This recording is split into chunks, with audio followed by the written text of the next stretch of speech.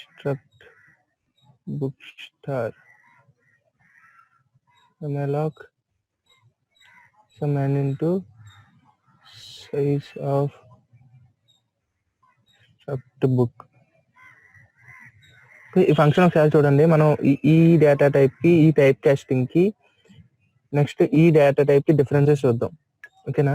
So ఎంఎల్ఆక్ function ఎప్పుడైతే invoke చేసామో అది ఇన్పుట్స్ ఏం తీసుకుంటుంది, సైజ్ లేకపోతే నెంబర్ ఆఫ్ బైట్స్ తీసుకుని అంత మెమరీని అలొకేట్ చేసింది. ఓకే, సో ఫర్ ఎగ్జాంపుల్ ఇది ఒక 20 బైట్స్ అనుకోండి. సో ఇది ఒక 20 బైట్స్. సో 20 బైట్స్ మెమరీని అలొకేట్ చేయడం వరకునే ఎంఎల్ఆక్ ఫంక్షన్ యొక్క వర్క్. సో ఈ 20 బైట్స్ ఎలా యాక్ట్ చేయాలి, ఏ డేటా టైప్గా యాక్ట్ చేయాలని మనం చెప్పేదే ఈ టైప్ కాస్టింగ్. సో దీనికంటూ ఒక అడ్రస్ వచ్చింది. ఫర్ ఎగ్జాంపుల్ 0x8000 అనుకోండి. సో వినిపిస్తుంది కదన్నా? నవీన్ క్లియర్ ఉంది, కంటిన్యూ. సో ఈ అడ్రస్ వచ్చేసరికి ఎంఎల్ఆక్ ఫంక్షన్ యొక్క రిటర్న్. సో రిటర్న్ అడ్రస్ ఏమని చెప్తున్నామంటే ఈ అడ్రస్ నువ్వు స్ట్రక్ట్ బుక్ స్టార్ గా బిహేవ్ చెయ్యి అని చెప్తున్నావు. అంతేనా? టైప్ కాస్టింగ్ చేసి ఏం చెప్తున్నావు, ఈ అడ్రస్ ఏదైతే ఉందో బాబు ఈ అడ్రస్ నువ్వు స్ట్రక్ట్ బుక్ స్టార్ గా బిహేవ్ చెయ్యి అంటే స్ట్రక్ట్ బుక్ స్టార్ గా బిహేవ్ చేయమని అడ్రస్ చెప్తే ఏమవుతుందంటే ఈ లొకేషన్ స్ట్రక్ట్ బుక్ అవుతుంది. ఓకేనా? ఈ లొకేషన్ స్ట్రక్ట్ బుక్ అవుతుంది అంటే ఏంటిది, ఇది మెంబర్స్ గా డివైడ్ అవుతుంది. Okay, so number of members ఈ స్ట్రక్ట్ బుక్ లో ఎన్ని మెంబర్స్ ఉన్నాయో వాటిని బేస్ చేసుకుని ఈ లొకేషన్ కూడా నెంబర్ ఆఫ్ మెంబర్స్ గా డివైడ్ అవుతుంది. ఇప్పుడు మనం స్ట్రక్ట్ బుక్ స్టార్ అని డిఫైన్ చేసినప్పుడు ఫర్ ఎగ్జాంపుల్ ఇంటీజర్ తీసుకోండి, ఇంటీజర్ వేరియబుల్ ఇది. సో ఇంటీజర్ టైప్ ఇది. సో దీని address for example A100. So ఈ అడ్రస్ ఏంటి, ఈ అడ్రస్ టైప్ వచ్చేసరికి ఇంటి స్టార్. ఓకే, సో ఇంటి స్టార్ ఈ అడ్రస్ ఇంటి స్టార్ అయితే ఏమవుతుంది, ఈ లొకేషన్ అనేది ఇంటీజర్ గా బిహేవ్ చేస్తుంది. ఓకే, సో అలాగే మనం ఏం చెప్తున్నాం అంటే వచ్చిన అడ్రస్ కి స్ట్రక్ట్ బుక్ స్టార్ అని డిఫైన్ చేస్తున్నాం. సో టైప్ కాస్ట్ చేసి నువ్వు స్ట్రక్ట్ బుక్ స్టార్ గా బిహేవ్ చేయని చెప్తే ఏమవుతుందంటే ఈ లొకేషన్ కూడా ఈ స్ట్రక్ట్ బుక్ లా బిహేవ్ చేస్తుంది. అడ్రసెస్ అన్ని కూడా స్టార్ టైప్, లొకేషన్స్ అన్ని కూడా పర్టికులర్ డేటా టైప్. సో ఈ లొకేషన్ అంతా కూడా స్ట్రక్ట్ బుక్ గా బిహేవ్ చేస్తుంది. సో ఇది టైప్ కాస్ట్ చేయకపోతే ఏమవుతుందంటే ఈ మెమరీ అంతా కూడా 20 బైట్స్ లాగా ఉంటుంది. అంటే యాక్సెసింగ్ చేసినప్పుడు పాయింటర్ ని బేస్ చేసుకుని. ఓకే, స్ట్రక్ట్ బుక్ పీటీఆర్ అన్నాం. సో ఏమవుతుంది, ఇంక్రిమెంట్ చేస్తే 20 బైట్స్ ఇంక్రిమెంట్ అవుతుంది. ఫర్ ఎగ్జాంపుల్ ఇంటీజర్ పాయింటర్ తీసుకున్నారు అనుకోండి, యాక్సింగ్ అంతా కూడా 4 బైట్స్ జరుగుతుంది. సో మెంబర్స్ యూజ్ చేసి యాక్సెస్ చేయలేం. మనం ఇక్కడ స్ట్రక్ట్ బుక్ స్టార్ ఇవ్వకపోతే కనుక ఈ అలొకేట్ అయిన మెమరీని మెంబర్స్ యూజ్ చేసి యాక్సెస్ చేయలేము. సో మీరు ఏం చేస్తారంటే ఒకసారి ట్రై చేయండి. సో ఇది టైప్ కాస్టింగ్ లేకుండా, స్ట్రక్ట్ బుక్ స్టార్ అని టైప్ కాస్టింగ్ లేకుండా ఎంఎల్ఆక్ డైరెక్ట్ గా ఇలా రాయండి, struct book star some ptr equals to malloc size of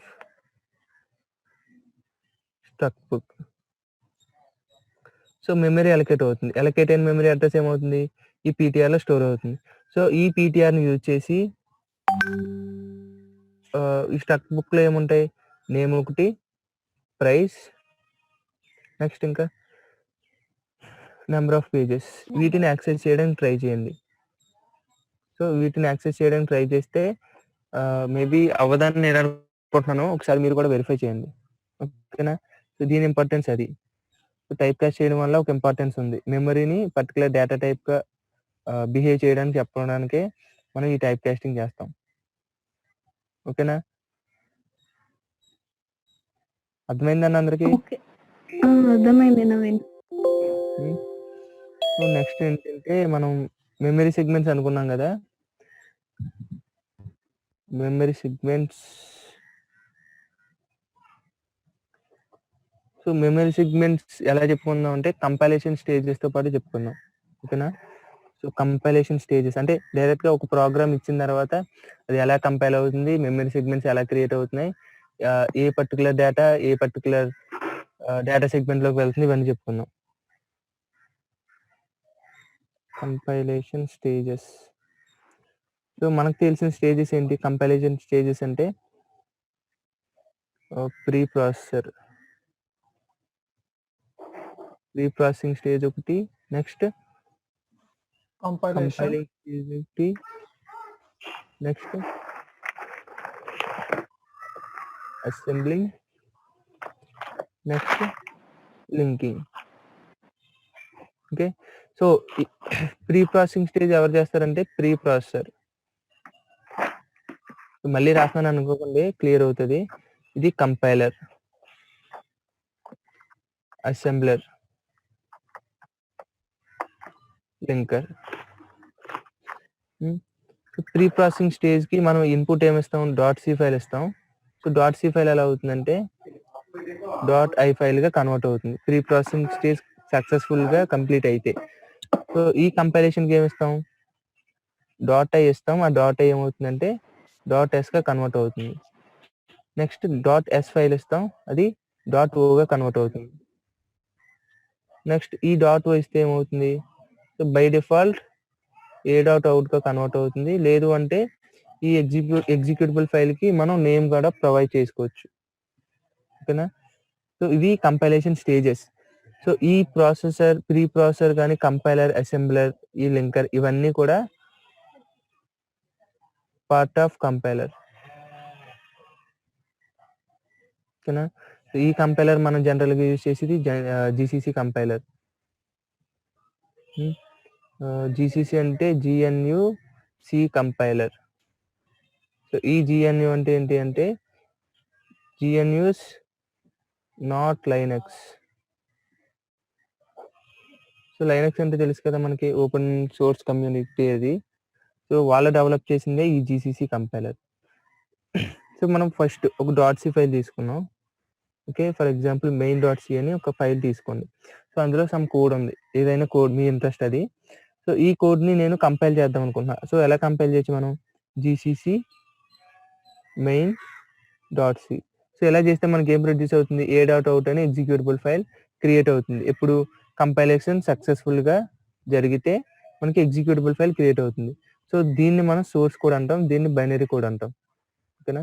next లేదు నేను ఫైల్ నేమ్ మార్చుకుందాం అనుకుంటే main.c -o సమ్ మెయిన్ అంటే ఇది యూజర్ ఇంట్రెస్ట్, ఇది యూజర్ బేస్ చేసుకుని మన ఇంట్రెస్ట్ బేస్ చేసి ఇచ్చుకోవచ్చు. సో ఇది మెయిన్. సో ఈ ప్రాసెస్కి ఈ main.c నుంచి ఎగ్జిక్యూటబుల్ ఫైల్ క్రియేట్ అవ్వడానికి 4 స్టేజెస్ జరుగుతాయి. ఓకే.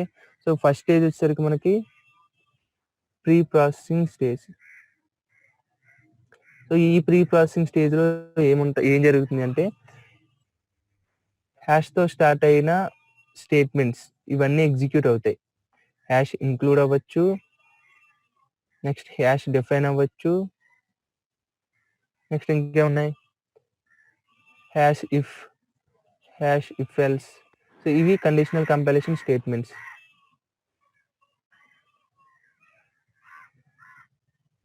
సో ఇవి కండిషనల్ కంపైలేషన్ స్టేట్మెంట్స్. ఓకే, ఇవన్నీ కూడా ప్రాసెస్ జరుగుతాయి. అంటే ప్రాసెస్ అంటే ఏంటి, ఓకే stdio.h ఉంది. సో ఒక హెడర్ ఫైల్ ఇంక్లూడ్ చేసాం. సో ఈ ప్రోగ్రామ్ నెక్స్ట్ రీడ్ అయ్యేకొద్ది అంటే కంప్లీట్గా ప్రోగ్రామ్ రీడ్ చేసిన తర్వాత ఏమవుతుంది, ప్రీ డిఫైన్డ్ ఫంక్షన్స్ ఏమైనా ఉంటే కనుక వాటి డిక్లరేషన్స్ని చెక్ చేస్తుంది. ఎక్కడికి వెళ్ళి, ఈ పర్టికులర్ లొకేషన్, ఈ యాంగులర్ బ్రాకెట్స్ చూసిన వెంటనే /user/includeలోకి వెళ్ళి ఈ లొకేషన్కి జంప్ అయ్యి కెర్నల్ అక్కడ ఉన్న హెడర్ ఫైల్స్ని చెక్ చేసుకుంటుంది. నెక్స్ట్ హ్యాష్ డిఫైన్ మ్యాక్రోస్ ఏమైనా ఉంటే మ్యాక్రోస్ వాల్యూస్ని రీప్లేస్ చేస్తాయి. నెక్స్ట్ ఈ స్టేట్మెంట్స్ కండిషనల్ కంపైలేషన్ స్టేట్మెంట్స్ ఏమైనా ఉంటే వాటిని కూడా ఎగ్జిక్యూట్ చేస్తాయి. సో నార్మల్ స్టేట్మెంట్స్కి ఈ ప్రీ ప్రాసెసింగ్ స్టేట్మెంట్స్కి డిఫరెన్స్ ఏంటంటే ఇవి సెమీకోలన్తో ఎండ్ అవ్వవు. ఎందుకు అంటే ఇవి కంప్లీట్ ప్రోగ్రామ్కి, సో మనం యూజ్ చేసిన ఫైల్ అంతటికీ కూడా డైరెక్టివ్స్ ఇవి. అంటే ఈ statement complete program related. So దానికోసం మనం ఈ స్టేట్మెంట్ని సెమీకోలన్తో ఎండ్ చేయము. క్లియరా. సో సెమీకోలన్తో ఎందుకు ఎండ్ చేయమంటే ఇది ఒక సింగిల్ లైన్ ఆఫ్ స్టేట్మెంట్ కాదు. సో ఈ లైన్ ఆఫ్ కోడ్ ప్రోగ్రామ్ అంతా డిపెండ్ అయి ఉంటుంది. సో ప్రోగ్రామ్లో ఎక్కడెక్కడ చెక్ చేసుకోవడానికి కానీ లేకపోతే వెరిఫికేషన్ పర్పస్ కానీ మనం వీటిని యూజ్ చేస్తాం, ప్రీ ప్రాసెసింగ్ డైరెక్టివ్స్ని. అర్థమవుతుందా. సో దానికోసమే దీనికి సెమీకోలన్ ఉండదు. నెక్స్ట్ మ్యాక్రోస్ ఏమైనా ఉంటే మ్యాక్రోస్ని కూడా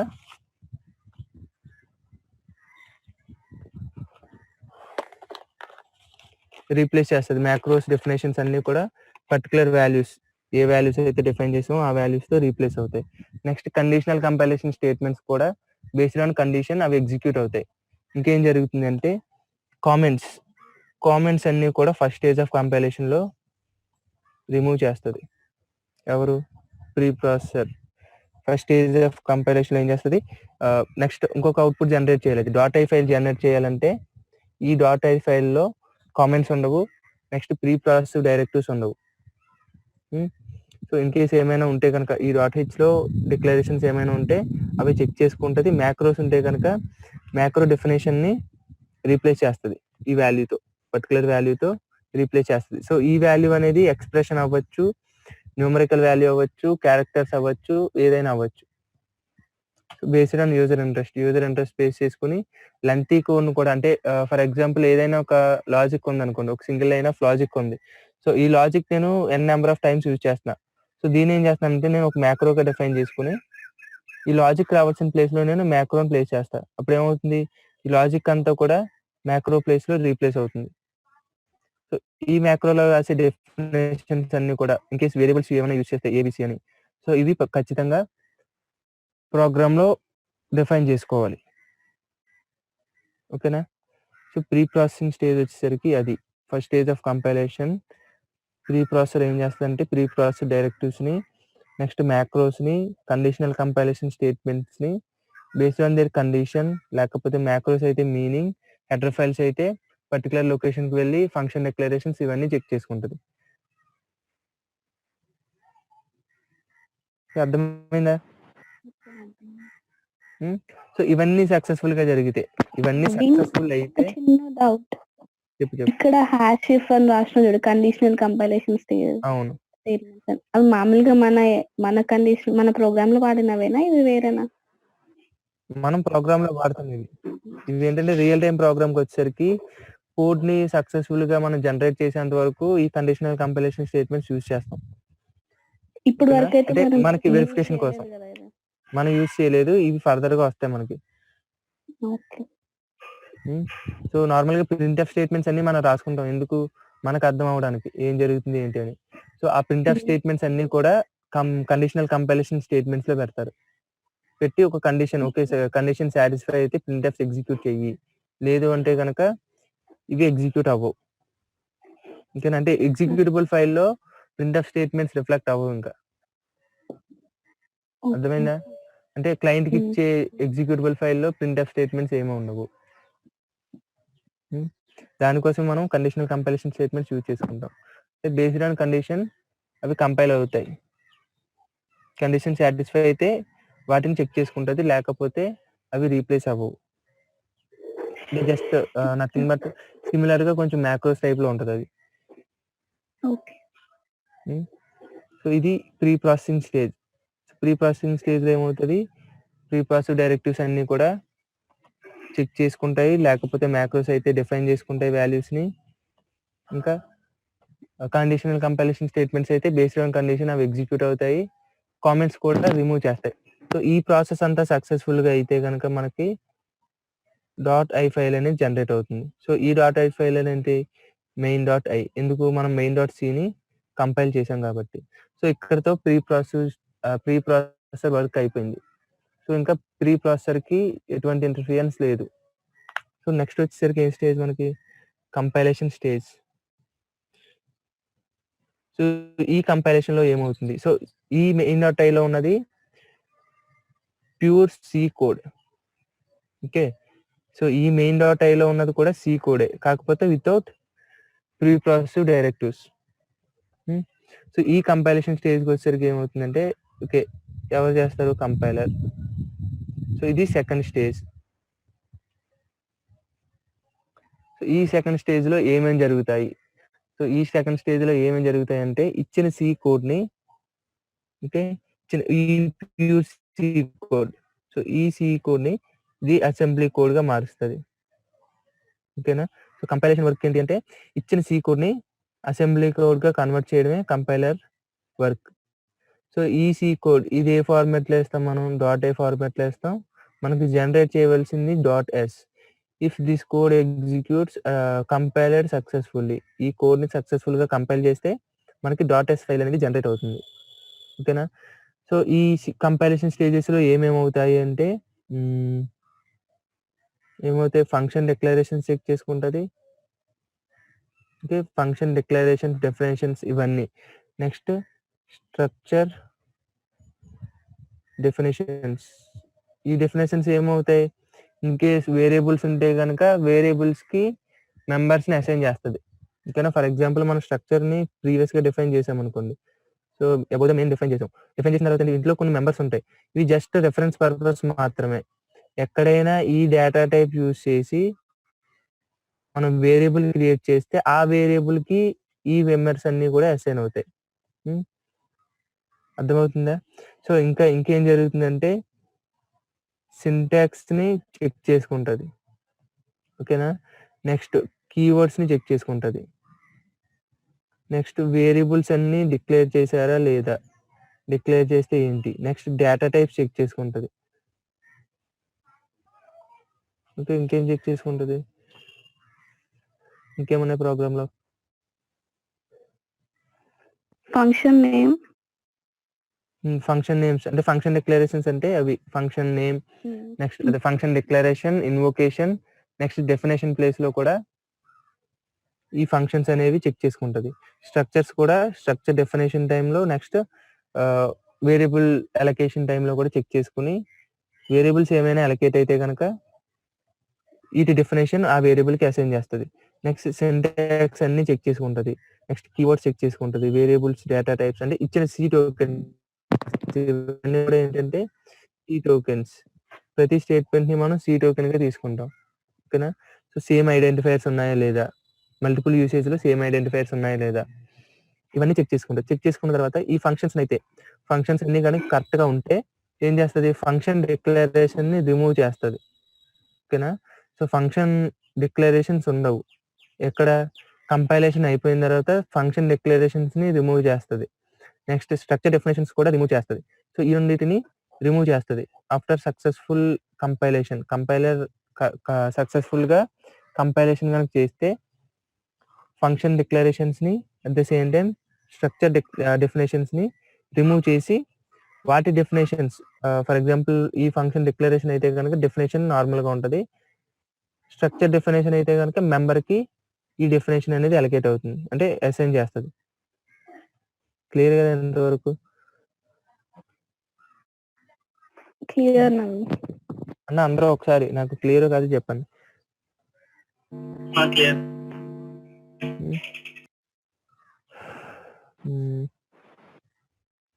సో, ఈ సింటాక్సెస్ చెప్పు.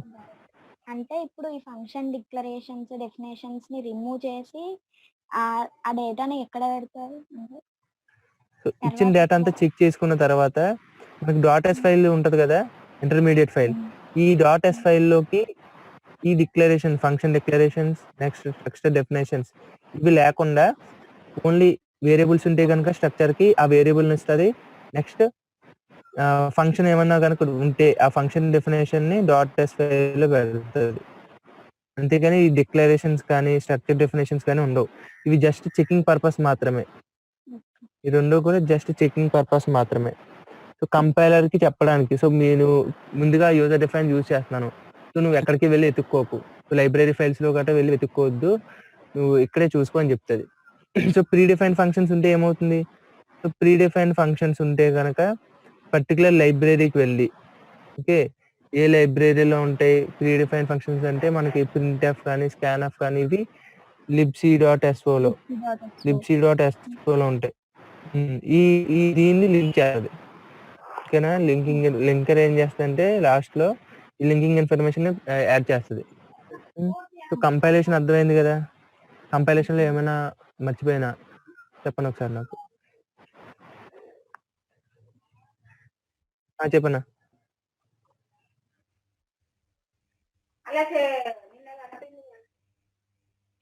ప్రాబ్లమ్ ఇక్కడ ఉంటది. మనకి కంపైలేషన్ ఎర్రర్స్ అన్నీ కూడా సెకండ్ స్టేజ్ తర్వాతే చెక్ చేసుకొని ఓకే అయితే ఫర్దర్‌గా వెళ్తది. లేకపోతే టెర్మినేట్ అవుతుంది అక్కడితో. ఎగ్జిక్యూషన్ అంటే కంపైలేషన్ అనేది అక్కడితో టెర్మినేట్ అవుతుంది. సో, కంపైలరే మెయిన్ చెక్. ఈ కంపైలర్ ఏం చేస్తదంటే కోడ్ అంతా చెక్ చేసుకొని ఓకే అయితే గనక అసెంబ్లర్‌కి అసైన్ చేస్తది. నబీ కంపారిజన్ అర్థమైంది కదా! చెప్పు. ఇవి ఇంటర్మీడియట్ ఫైల్స్ అని ఇంతకు ముందు అన్నావు చూడు. అవును. అవి ఏంటి ప్రీ ప్రాసెసింగ్ స్టేజ్ నుంచేనా? లేకపోతే ఇందాక ప్రీ ఫైల్ ప్రాసెసింగ్ దానికి కంపైలేషన్ దానికి ఇవన్నీ కూడా ఇంటర్మీడియట్ ఫైల్స్. ఓకేనా? ఈ .n కానీ, .s కానీ, .o కానీ ఇవి జనరేట్ అవుతాయి. కాకపోతే ఏంటంటే కంపైలేషన్ సక్సెస్‌ఫుల్ అవ్వగానే ఈ ఇంటర్మీడియట్ ఫైల్స్‌ని బై డిఫాల్ట్‌గా డిలీట్ చేయమని కంపైలర్‌కి కొన్ని ఇన్‌స్ట్రక్షన్స్. అంటే ఇవన్నీ ఏమి ఉండవు ఇంకా. .i కానీ, .s కానీ, .o కానీ. సో, నాకు ఇంటర్మీడియట్ ఫైల్స్ కూడా కావాలి అనుకుంటే నువ్వేం చేయొచ్చు జీసీసీ సేవ్ టెంప్స్ అని ఓకే. ఈ కమాండ్ ప్రొవైడ్ చేయగానే ఏమవుతుందంటే ఇంటర్మీడియట్ ఫైల్స్ అన్నీ కూడా ప్రెజెంట్ వర్కింగ్ డైరెక్టరీలో సేవ్ అవుతాయి. సో, అవి రిమూవ్ అవ్వవు. ప్రెజెంట్ వర్కింగ్ డైరెక్టరీలో సేవ్ అవుతాయి. నెక్స్ట్ మెయిన్.c అని -o మెయిన్. సో, ఇలా ఇస్తే ఒక ఎగ్జిక్యూటబుల్ ఫైల్ క్రియేట్ అవుతుంది. దానికి తోడు మెయిన్.i, మెయిన్.s, మెయిన్.o ఇవి కూడా క్రియేట్ అవుతాయి. సో, అర్థమైంది కదా కంపైలేషన్ స్టేజ్. ఓకే నాన్న, అర్థమైంది. సో, ఇంకా రిమైనింగ్ 2 స్టేజెస్ అన్నీ కూడా ఈజీ. ఎందుకు అంటే ఇక్కడి వరకునే ఏమైనా వెరిఫికేషన్స్ అన్నీ జరిగేవి. నెక్స్ట్ వచ్చేసరికి ఏంటి అసెంబ్లింగ్ ఎవరు చేస్తారు? అసెంబ్లర్ చేస్తారు. నెక్స్ట్ ఇది థర్డ్ స్టేజ్. సో, ఇదేంటి అంటే మనకి జనరేట్ అయిన .s ఫైల్. ఈ .s ఫైల్ .oగా కన్వర్ట్ అవుతుంది. ఈ .s ఫైల్ అంటే ఏంటి? Assembly code. ఓకే. ఈ .o ఫైల్ అంటే ఏంటి? Object code. ఆబ్జెక్ట్ కోడ్ అంటే బైనరీ కోడ్. వన్స్, జీరోస్ ఇవి. సో, ఈ అసెంబ్లీ కోడ్ ఎలా ఉంటది అంటే ఫర్ ఎగ్జాంపుల్ ఏదైనా ఒక x = a+b అని రాసామనుకోండి. సో, సీపీయూకి ఎలా a+b అనేది ఒక ఆపరేషన్. సో, వచ్చిన వాల్యూని అసైన్ చేయడం ఇంకొక ఆపరేషన్. అవునా? సో, ఇలా ఈ ఎక్స్‌ప్రెషన్స్ బేస్ చేసుకొని మల్టిపుల్ అసెంబ్లీ ఇన్‌స్ట్రక్షన్స్ అనేవి జనరేట్ అవుతాయి. ఓకేనా? సో, మల్టిపుల్ అసెంబ్లీ ఇన్‌స్ట్రక్షన్స్ ఎందుకు జనరేట్ అవ్వాలంటే బేస్డ్ ఆన్ స్టేట్‌మెంట్. మనం లెంతీ కాంప్లెక్స్ కోడ్ కూడా సింగిల్ లైన్ ఆఫ్ కోడ్‌లో రాయొచ్చు. కాకపోతే సీపీయూ అలా రీడ్ చేయదు. So, step by step read చేసుకుంటది అది. బేస్డ్ ఆన్ దేర్ అసోసియేటివిటీని బేస్ చేసుకొని ఏ ఆపరేషన్ ముందు చేయాలో అది చేస్తది. సో, వాటి కోసం ఏమవుతుందంటే ఈ కోడ్ గనుక లెంతీ అయితే, ఎక్స్‌ప్రెషన్ గనుక కాంప్లెక్స్ అయితే మల్టిపుల్ లైన్స్ ఆఫ్ లేకపోతే మల్టిపుల్ అసెంబ్లీ ఇన్‌స్ట్రక్షన్స్ అనేవి జనరేట్ అవుతాయి. ఓకేనా? సో, ఈ అసెంబ్లీ ఇన్‌స్ట్రక్షన్స్ అన్నీ కూడా బైనరీకి ఎలా కన్వర్ట్ అవుతాయంటే ఇన్ సీపీయూ రిజిస్టర్స్. ఓకేనా? సీపీయూ రిజిస్టర్స్‌లోకి ఈ అసెంబ్లీ కోడ్ తీసుకొని అదేం చేస్తది? Converted into object code. అర్థమైందా? సో, అసెంబ్లర్‌తో పాటు సీపీయూ కూడా వర్క్ చేస్తది. ఎందుకు అంటే ఈ అసెంబ్లీ కోడ్‌ని సీపీయూ రిజిస్టర్‌లోకి తీసుకొని ఆబ్జెక్ట్ కోడ్‌ని క్రియేట్ చేస్తది. అర్థమైందా? ఏమైనా లేదా? హలో! సో, ఈ అసెంబ్లీ కోడ్ ఉంది కదన్న మనకి. ఈ అసెంబ్లీ కోడ్ ఏంటి? జస్ట్ అసెంబ్లీ ఇన్‌స్ట్రక్షన్స్ ఇవి. సో, ఈ అసెంబ్లీ ఇన్‌స్ట్రక్షన్స్ ఎందులో వర్క్ అవుతాయి లేకపోతే ఎందులో ఎగ్జిక్యూట్ అవుతాయి అంటే ఈ అసెంబ్లీ ఇన్‌స్ట్రక్షన్స్ అన్నీ కూడా ఆబ్జెక్ట్ కోడ్‌గా కన్వర్ట్ అవ్వడానికి సీపీయూ రిజిస్టర్స్‌లో సమ్ వర్క్ జరుగుతది. ఏం వర్క్? ఈ అసెంబ్లీ కోడ్‌ని ఆబ్జెక్ట్ కోడ్‌గా కన్వర్ట్ చేయడం. ఓకేనా? సో, సీపీయూ రిజిస్టర్స్‌లోకి ఈ అసెంబ్లీ కోడ్ వెళ్ళి ఆ తర్వాత ఆబ్జెక్ట్ కోడ్ కింద కన్వర్ట్ అవుతుంది. ఓకేనా? సీపీయూ రిజిస్టర్స్ ఎందుకు తీసుకుంటారంటే అసెంబ్లీ ఇన్‌స్ట్రక్షన్స్ అన్నీ కూడా సీపీయూ రిజిస్టర్స్‌లోనే ఎగ్జిక్యూట్ అవుతాయి. మనకు ఆబ్జెక్ట్ కోడ్ క్రియేట్ అవ్వడానికి. హ్మ్. సో, అది అసెంబ్లింగ్.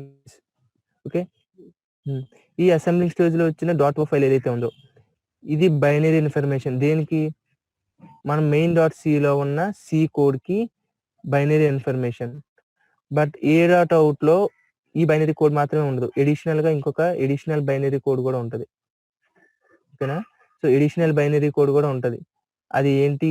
ఎలా వస్తది అంటే సో, లింకర్ ఏం చేస్తుంది ఫోర్త్ స్టేజ్‌లో సక్సెస్‌ఫుల్ అయింది. .o ఫైల్ జనరేట్ అయింది. సో, నెక్స్ట్ ప్రాసెస్ ఏంటి మనకి? Linking stage.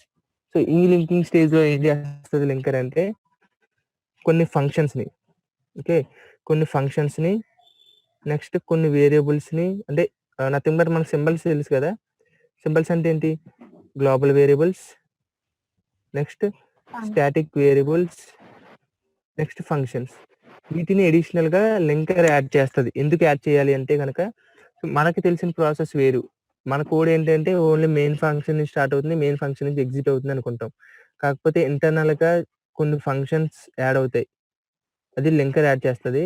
సో యాడ్ అయిన తర్వాత ఏమవుతుంది అంటే బేస్డ్ ఆన్ ఆ ప్రాసెస్, సో మనకి డైరెక్ట్గా మెయిన్ అని మనం చెప్పుకోలేం, మనకు తెలిసింది మెయిన్. సో ఎగ్జిక్యూషన్ అంతా మెయిన్ ఫంక్షన్ నుంచి స్టార్ట్ అవుతుంది అనుకుంటాం. కాకపోతే ఇంటర్నల్గా ఇనిట్ ఫంక్షన్ ఒకటి ఉంటుంది. సో ఈ ఇనిట్ ఫంక్షన్ బేస్ చేసుకునే ప్రాసెస్ అంతా స్టార్ట్ అవుతుంది. ఓకేనా, ఎగ్జిక్యూషన్ అంతా కూడా ఇనిట్ ఫంక్షన్ బేస్ చేసుకుని స్టార్ట్ అవుతుంది. ఓకే, ఇవన్నీ కూడా మనకి ఫర్దర్గా వస్తాయి, ఇవి కర్నల్ ప్రోగ్రామింగ్లో కానీ లేకపోతే సిస్టమ్ ప్రోగ్రామింగ్లో కానీ. మనకు తెలిసింది మెయిన్ ఫంక్షన్. సో ఇంటర్నల్గా ఈ కంపైలర్ ఏం చేస్తుందంటే కొన్ని ఫంక్షన్స్ని కానీ లేకపోతే వేరియబుల్స్ని కానీ యాడ్ చేస్తుంది. ఎందుకు, సో సక్సెస్ఫుల్ ప్రోగ్రామ్ని సక్సెస్ఫుల్గా ఎగ్జిక్యూట్ చేయడానికి, అంటే లోడ్ చేయడానికి. సో లోడ్ చేసిన ప్రోగ్రామ్ని ఎగ్జిక్యూట్ చేయడానికి, ఎగ్జిక్యూట్ అయిపోయిన తర్వాత సక్సెస్ఫుల్గా టెర్మినేట్ చేయడానికి లింకర్ ఏం చేస్తుంది అంటే అడిషనల్గా కొన్ని ఫంక్షన్స్ని యాడ్ చేస్తుంది. ఓకేనా, సో అది లింకింగ్ ఇన్ఫర్మేషన్.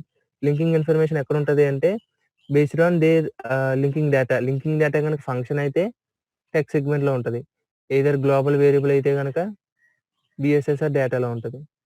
సో ఇదంతా లింకింగ్ ఇన్ఫర్మేషన్ అనమాట. లింకింగ్ ఇన్ఫర్మేషన్ ఎందుకంటే ప్రోగ్రామ్ సక్సెస్ఫుల్గా లోడ్ చేయడానికి, ఎగ్జిక్యూట్ చేయడానికి అండ్ టెర్మినేట్ చేయడానికి. అర్థమైందన్న అందరికి? అర్థమైంది. ఇవి comparison stages. Okay, so first 2 stages మనకు కొంచెం కాంప్లికేటెడ్, తర్వాత అంతా కూడా స్మూత్గా వెళ్ళిపోద్ది. Next memory segments. సో ఈ మెమరీ సెగ్మెంట్స్ ఏంటంటే మనకి చెప్పు. అంటే ఇప్పుడు మనం .i ఫైల్ .s ఫైల్ కూడా -c ఫ్లాగ్ ఈ ఫ్లాగ్ యూజ్ చేసి అవునవునవును, ఓకే ఓకే. అదొకటి ఇంకొకటి కూడా ఉంది. సో ప్రీ ప్రాసెసింగ్ స్టేజ్ తర్వాత నార్మల్గా కంపైలేషన్ ఎన్ని స్టేజెస్, 4 స్టేజెస్ అయిన తర్వాత మనకి ఎగ్జిక్యూటబుల్ ఫైల్ జనరేట్ అవుతుంది. సో నేనేం చేద్దాం అనుకుంటున్నానంటే నాకు ఎగ్జిక్యూటబుల్ ఫైల్ వద్దు, .i ఫైల్ కావాలి అనుకుంటే మనం కమాండ్ యూజ్ చేయొచ్చు, ఫ్లాగ్. ఈ ఫ్లాగ్ యూజ్ చేసే వెంటనే ఏమవుతుందంటే ఫస్ట్ స్టేజ్ ఆఫ్ కంపైలేషన్ తర్వాత కంపైలేషన్ ప్రాసెస్ అనేది స్టాప్ అవుతుంది. So GCC -e main.c. So first stage తర్వాత ఇలా స్టాప్ అయిన వెంటనే టెర్మినల్ మీద డిస్ప్లే అవుతుంది ఏంటి, కోడ్. ఆ ఫైల్ .i ఫైల్లో ఏముందో అదంతా కూడా టెర్మినల్ మీద డిస్ప్లే అవుతుంది. ఓకేనా, సో ఇది ఫస్ట్ స్టేజ్ ఆఫ్ కంపైలేషన్ తర్వాత ప్రాసెస్ని స్టాప్ చేయడానికి. నెక్స్ట్ సెకండ్ స్టేజ్ తర్వాత స్టాప్ చేయాలి అంటే ఏం చేయొచ్చు, -s కదా, ఎస్ main.c. సో దీన్ని యూజ్ చేసి ఏం చేయొచ్చు, సెకండ్ స్టేజ్ ఆఫ్ కంపైలేషన్ తర్వాత మనం ప్రాసెస్ని టెర్మినేట్ చేయొచ్చు టు క్రియేట్ .s ఫైల్. ఓకేనా, నెక్స్ట్ అసెంబ్లీ తర్వాత మనం స్టాప్ చేయాలనుకున్నప్పుడు gcc-c main.c. సిఏ కదా థర్డ్ స్టేజ్ తర్వాత. సో దీని తర్వాత ఏమవుతుందంటే .o ఫైల్ జనరేట్ అవుతుంది. ఓకేనా, ఇవన్నీ బేస్డ్ ఆన్ యూజర్ ఇంట్రెస్ట్. నాకు ఎలా కావాలి, నాకు కావాలి, నేను అసెంబ్లీ కోడ్ని వేరే చోట రన్ చేసుకుంటానంటే మీ ఇష్టం. సో అటువంటి టైంలో మనం ఈ కేసెస్ -s ఫ్లాగ్ కానీ లేకపోతే -c ఫ్లాగ్ కానీ మనం యూజ్ చేసుకోవచ్చు. ఓకేనా, సో ఇంకొక పాయింట్ ఏంటంటే చూడొచ్చు అన్న, ఓబీజే డంప్ టూల్స్ యూజ్ చేయొచ్చు. సెకండ్ స్టేజ్ నుంచి కూడా చూడొచ్చు మనం. సో ఫస్ట్ స్టేజ్ అయిన తర్వాత ఆల్రెడీ మనకి సి కోడ్ ఉంటుంది. సెకండ్ స్టేజ్ నుంచి కూడా మెమరీ సెగ్మెంట్స్ ఇప్పటి నుంచి స్టార్ట్ అవుతాయి. ఎలకేట్ చేయడం అంటే సెకండ్ స్టేజ్ నుంచి కూడా మెమరీ సెగ్మెంట్స్ స్టార్ట్ అవుతాయి. ఓకేనా, మెమరీ సెగ్మెంట్స్ అన్ని క్రియేట్ అవ్వడం సెకండ్ స్టేజ్ నుంచి స్టార్ట్ అవుతాయి. సో నెక్స్ట్ ఇంకొక కాన్సెప్ట్ ఏంటంటే, కాన్సెప్ట్ కాదు పాయింట్, ఈ సెకండ్ స్టేజ్ ఆఫ్ కంపైలేషన్లో స్టాటిక్ వేరియబుల్స్ ఏమైనా ఉంటే వాటికి నేమింగ్ డెకరేషన్స్ జరుగుతాయి.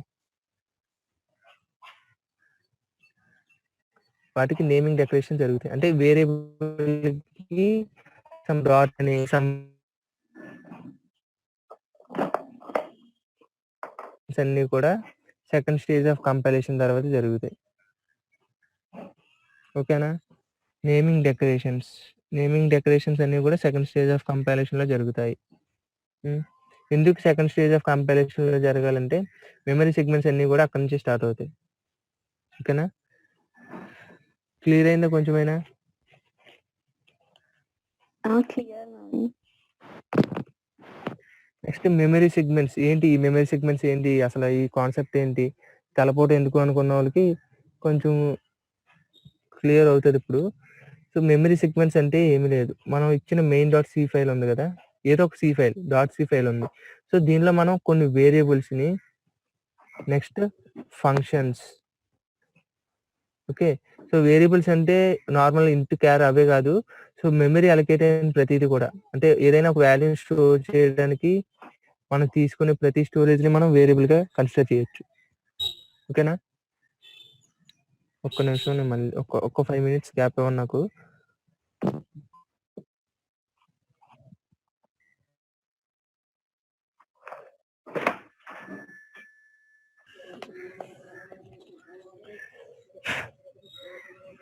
నాకు కనిపిస్తుంది కదన్నా? అందరికి?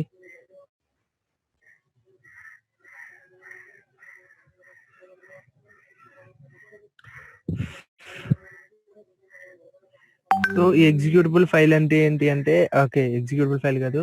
మెమరీ సెగ్మెంట్స్ అంటే ఏంటి అంటే మనం ఒక సోర్స్ ఫైల్ తీసుకున్నాం. అంటే డాట్ సి ఫైల్. సో, ఈ డాట్ సి ఫైల్‌ని మనం ఏం చేస్తున్నాం? ఎగ్జిక్యూటబుల్ ఫైల్‌గా క్రియేట్ చేసుకుంటున్నాం.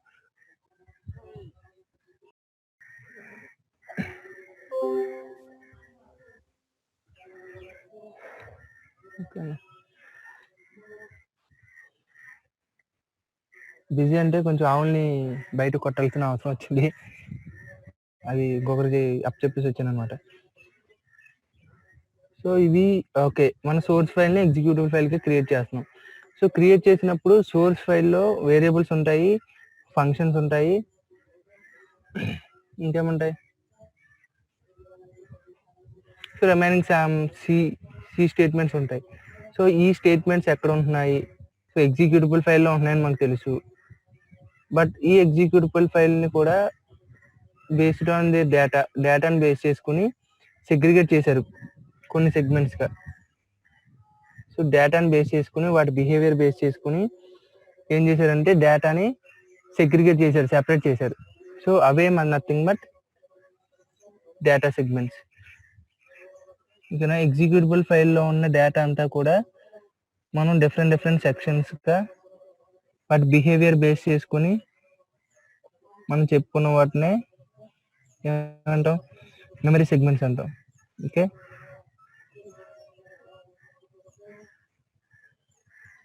ఇది మెమరీ సెగ్మెంట్స్. ఓకేనా?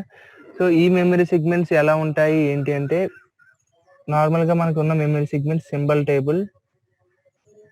ఓకే. అంటే ఇది ఆర్డర్ అన్నమాట. సో, ఎండ్‌లో లాస్ట్‌లో సింబల్ టేబుల్ ఉంటది. Next some dot text segment. Okay. Next RO data, RO data. Next data, next BSS, BSS. So, ఇవి ఎగ్జిక్యూటబుల్ ఫైల్‌లో ఉండే 5 సెగ్మెంట్స్. కానీ ఈ data and RO data comes under data segment only. ఓకేనా? So, ఇవి నార్మల్‌గా చెప్పుకునేవి ఏంటంటే మన RO డేటా అని చెప్పుకుంటాం. So, RO data is a part of data segment. Okay. అర్థమవుతుందన్నా? సో, RO డేటా కూడా డేటా సెగ్మెంట్‌లో ఒక పార్ట్. ఎలా అయితే అసెంబ్లర్ ఇవన్నీ కంపైలర్‌లో పార్ట్సో, సో, RO డేటా కూడా డేటా సెగ్మెంట్‌లో ఒక పార్ట్. సో, మనం ఇచ్చిన కోడ్‌లో ఒక సి కోడ్‌లో ఉన్న డేటాని సో, వేరియబుల్స్ అవ్వచ్చు, ఫంక్షన్స్ అవ్వచ్చు, సమ్ సి స్టేట్మెంట్స్ అవ్వచ్చు. అవి ఎలా ఆర్గనైజ్ అవుతాయి ఈ మెమరీ సెగ్మెంట్స్‌లో అనేది మనం ఇప్పుడు చూద్దాం. సో, ఫస్ట్ సింబల్ టేబుల్ లాస్ట్‌లో చూద్దాం. ఇవన్నీ చూసుకున్న తర్వాత. సో, ఇవన్నీ మనకు ఓకే అయిన తర్వాత సింబల్ టేబుల్ ఎలా క్రియేట్ చేసుకోవాలో మనకు తెలుస్తది. So, text segment. ఈ టెక్స్ట్ సెగ్మెంట్‌లో ఏమేమి ఉంటాయంటే ఫంక్షన్ డెఫినిషన్స్. సో ఈ ఫంక్షన్స్ ఏంటి, యూజర్ డిఫైన్డ్ ఫంక్షన్స్. సో అది మెయిన్ ఫంక్షన్ అవ్వచ్చు, నెక్స్ట్ సమ్ ఎడిషనల్ ఫంక్షన్స్. ఈ ఫంక్షన్స్ అన్నిటిది ఫంక్షన్ డెఫినేషన్. ఈ డెఫినేషన్ అంటే ఎలా ఉంటుంది, బైనరీ కోడ్లో ఈ టెక్స్ట్ సెగ్మెంట్లో ఉంటుంది. ఓకేనా. సో ఈ టెక్స్ట్ సెగ్మెంట్ ఏమంటారంటే కోడ్ సెగ్మెంట్ అని కూడా అంటారు. సో ఈ ఫంక్షన్స్ యూజ్ చేసాం. సో ఫంక్షన్స్లో ఉన్న డేటా మొత్తం, ఫంక్షన్స్లో ఉన్న కోడ్ అంతా కూడా బైనరీ ఫార్మాట్లో టెక్స్ట్ సెగ్మెంట్స్లో ఉంటుంది. Okay. Next RO data segment ఎందుకు అంటే రీడ్ ఓన్లీ డేటా సెగ్మెంట్. ఇది అంటే మనం ఇచ్చిన డేటా ఏదైతే ఉందో దాన్ని మనకి మాడిఫై చేయడానికి పర్మిషన్స్ లేవు, మనం దాన్ని మాడిఫై చేయలేం. ఇన్ కేస్ మాడిఫై చేయడానికి ట్రై చేస్తే సెగ్మెంటేషన్ ఫాల్ట్ ఎర్రర్స్ వస్తాయి, అవే రన్ టైమ్ ఎర్రర్స్. సో ఈ టెక్స్ట్ సెగ్మెంట్ కూడా మనకి రీడ్ ఓన్లీ. ఓకే, ఈ టెక్స్ట్ సెగ్మెంట్ కూడా మనకి రీడ్ ఓన్లీ. సో దీన్ని టెక్స్ట్ సెగ్మెంట్ లో ఉన్న డేటా అంటే ఏంటి, నథింగ్ బట్ ఈ ఫంక్షన్స్ డెఫినేషన్స్ అన్ని కూడా మనం రీడ్ చేసుకోవడానికి మాత్రమే మనకు పాసిబిలిటీ ఉంది. సో రన్నింగ్ టైంలో మనం కోడ్ ని మార్చలేము. ఓకేనా. So next RO data segment, ఇందులో ఏముంటాయి అంటే strings passed through functions, next pointers, character pointers. So వీటి మెమరీ అంతా కూడా మనకి ఆర్ఓ డేటా సెగ్మెంట్ లో అలొకేట్ అవుతుంది. ఓకేనా.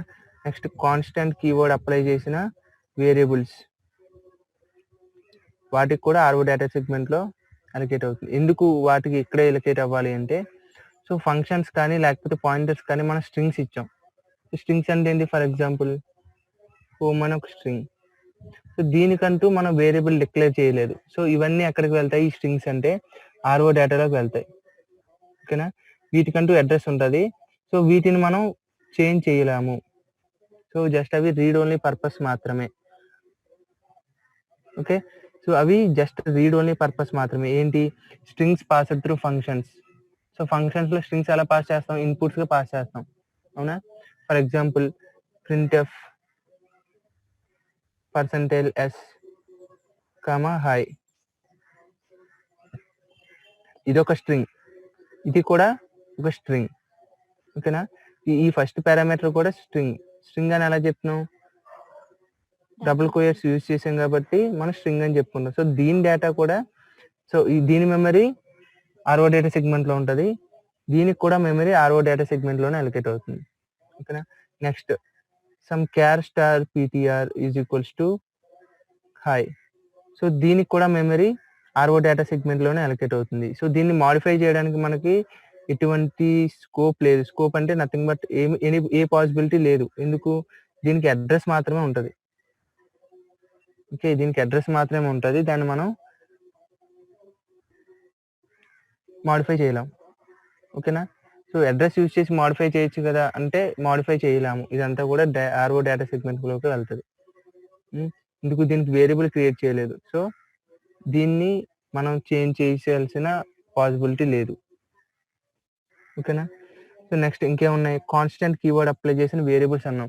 సో ఒక వేరియబుల్ కి మనం కాన్స్టెంట్ కీవర్డ్ ఎందుకు అప్లై చేస్తామంటే, ఫర్ ఎగ్జాంపుల్ కొన్ని డేటా ఎలా ఉంటాయంటే అవి కాన్స్టెంట్, జస్ట్ రెఫరెన్స్ కోసమే తీసుకుంటారు ప్రోగ్రామ్ లో.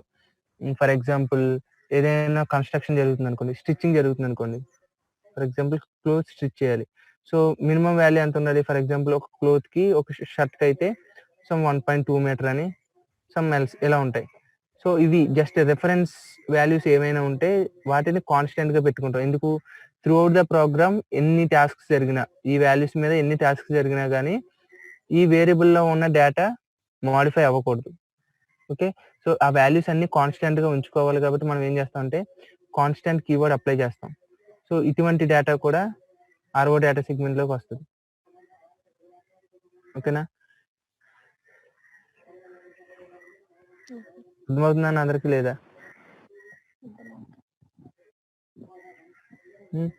Next data segment BSS segment వచ్చేసరికి ఇవి ఎందుకు, సో గ్లోబల్ వేరియబుల్స్ ఉన్నాయి మనకి, నెక్స్ట్ స్టాటిక్ వేరియబుల్స్ ఉన్నాయి. సో ఈ రెండిట్లో ఏదైనా కానీ ఇనిషియలైజ్డ్ అనుకోండి, ఇనిషియలైజ్డ్ విత్ సమ్ వాల్యూ అయితే ఇవి డేటా సెగ్మెంట్ వస్తాయి. ఓకే. సో ఇవి ఇనిషియలైజ్డ్ కాదు, అన్ఇనిషియలైజ్డ్ అయితే బిఎస్ఎస్ సెగ్మెంట్ వెళ్తాయి. లేకపోతే ఇనిషియలైజ్డ్ విత్ జీరోతో ఇనిషియలైజ్ చేసిన బిఎస్ఎస్ సెగ్మెంట్ లోకి వెళ్తాయి. ఓకేనా? సో ఎందుకు ఈ జీరోతో ఇనిషియలైజ్ చేసిన దానిలో వెళ్తాయి అంటే అన్ఇనిషియలైజ్డ్ వాల్యూస్ కూడా జీరోతో ఇనిషియలైజ్ అవుతాయి. గ్లోబల్ వేరియబుల్స్ కానీ స్టాటిక్ వేరియబుల్స్ కానీ అన్ఇనిషియలైజ్డ్ వేరియబుల్స్ లో ఏముంటది అంటే వాటి వాల్యూ బై డిఫాల్ట్ గా జీరో ఇనిషియలైజ్ ఉంటుంది. సో జీరోతో ఇనిషియలైజ్ చేసినా లేకపోతే అన్ఇనిషియలైజ్ చేసినా కానీ ఆ వాల్యూస్ అన్ని బిఎస్ఎస్ సెగ్మెంట్ లోకి వెళ్తాయి. ఇక బిఎస్ఎస్ అంటే ఫుల్ ఫామ్ ఏంటి అంటే block started by symbol.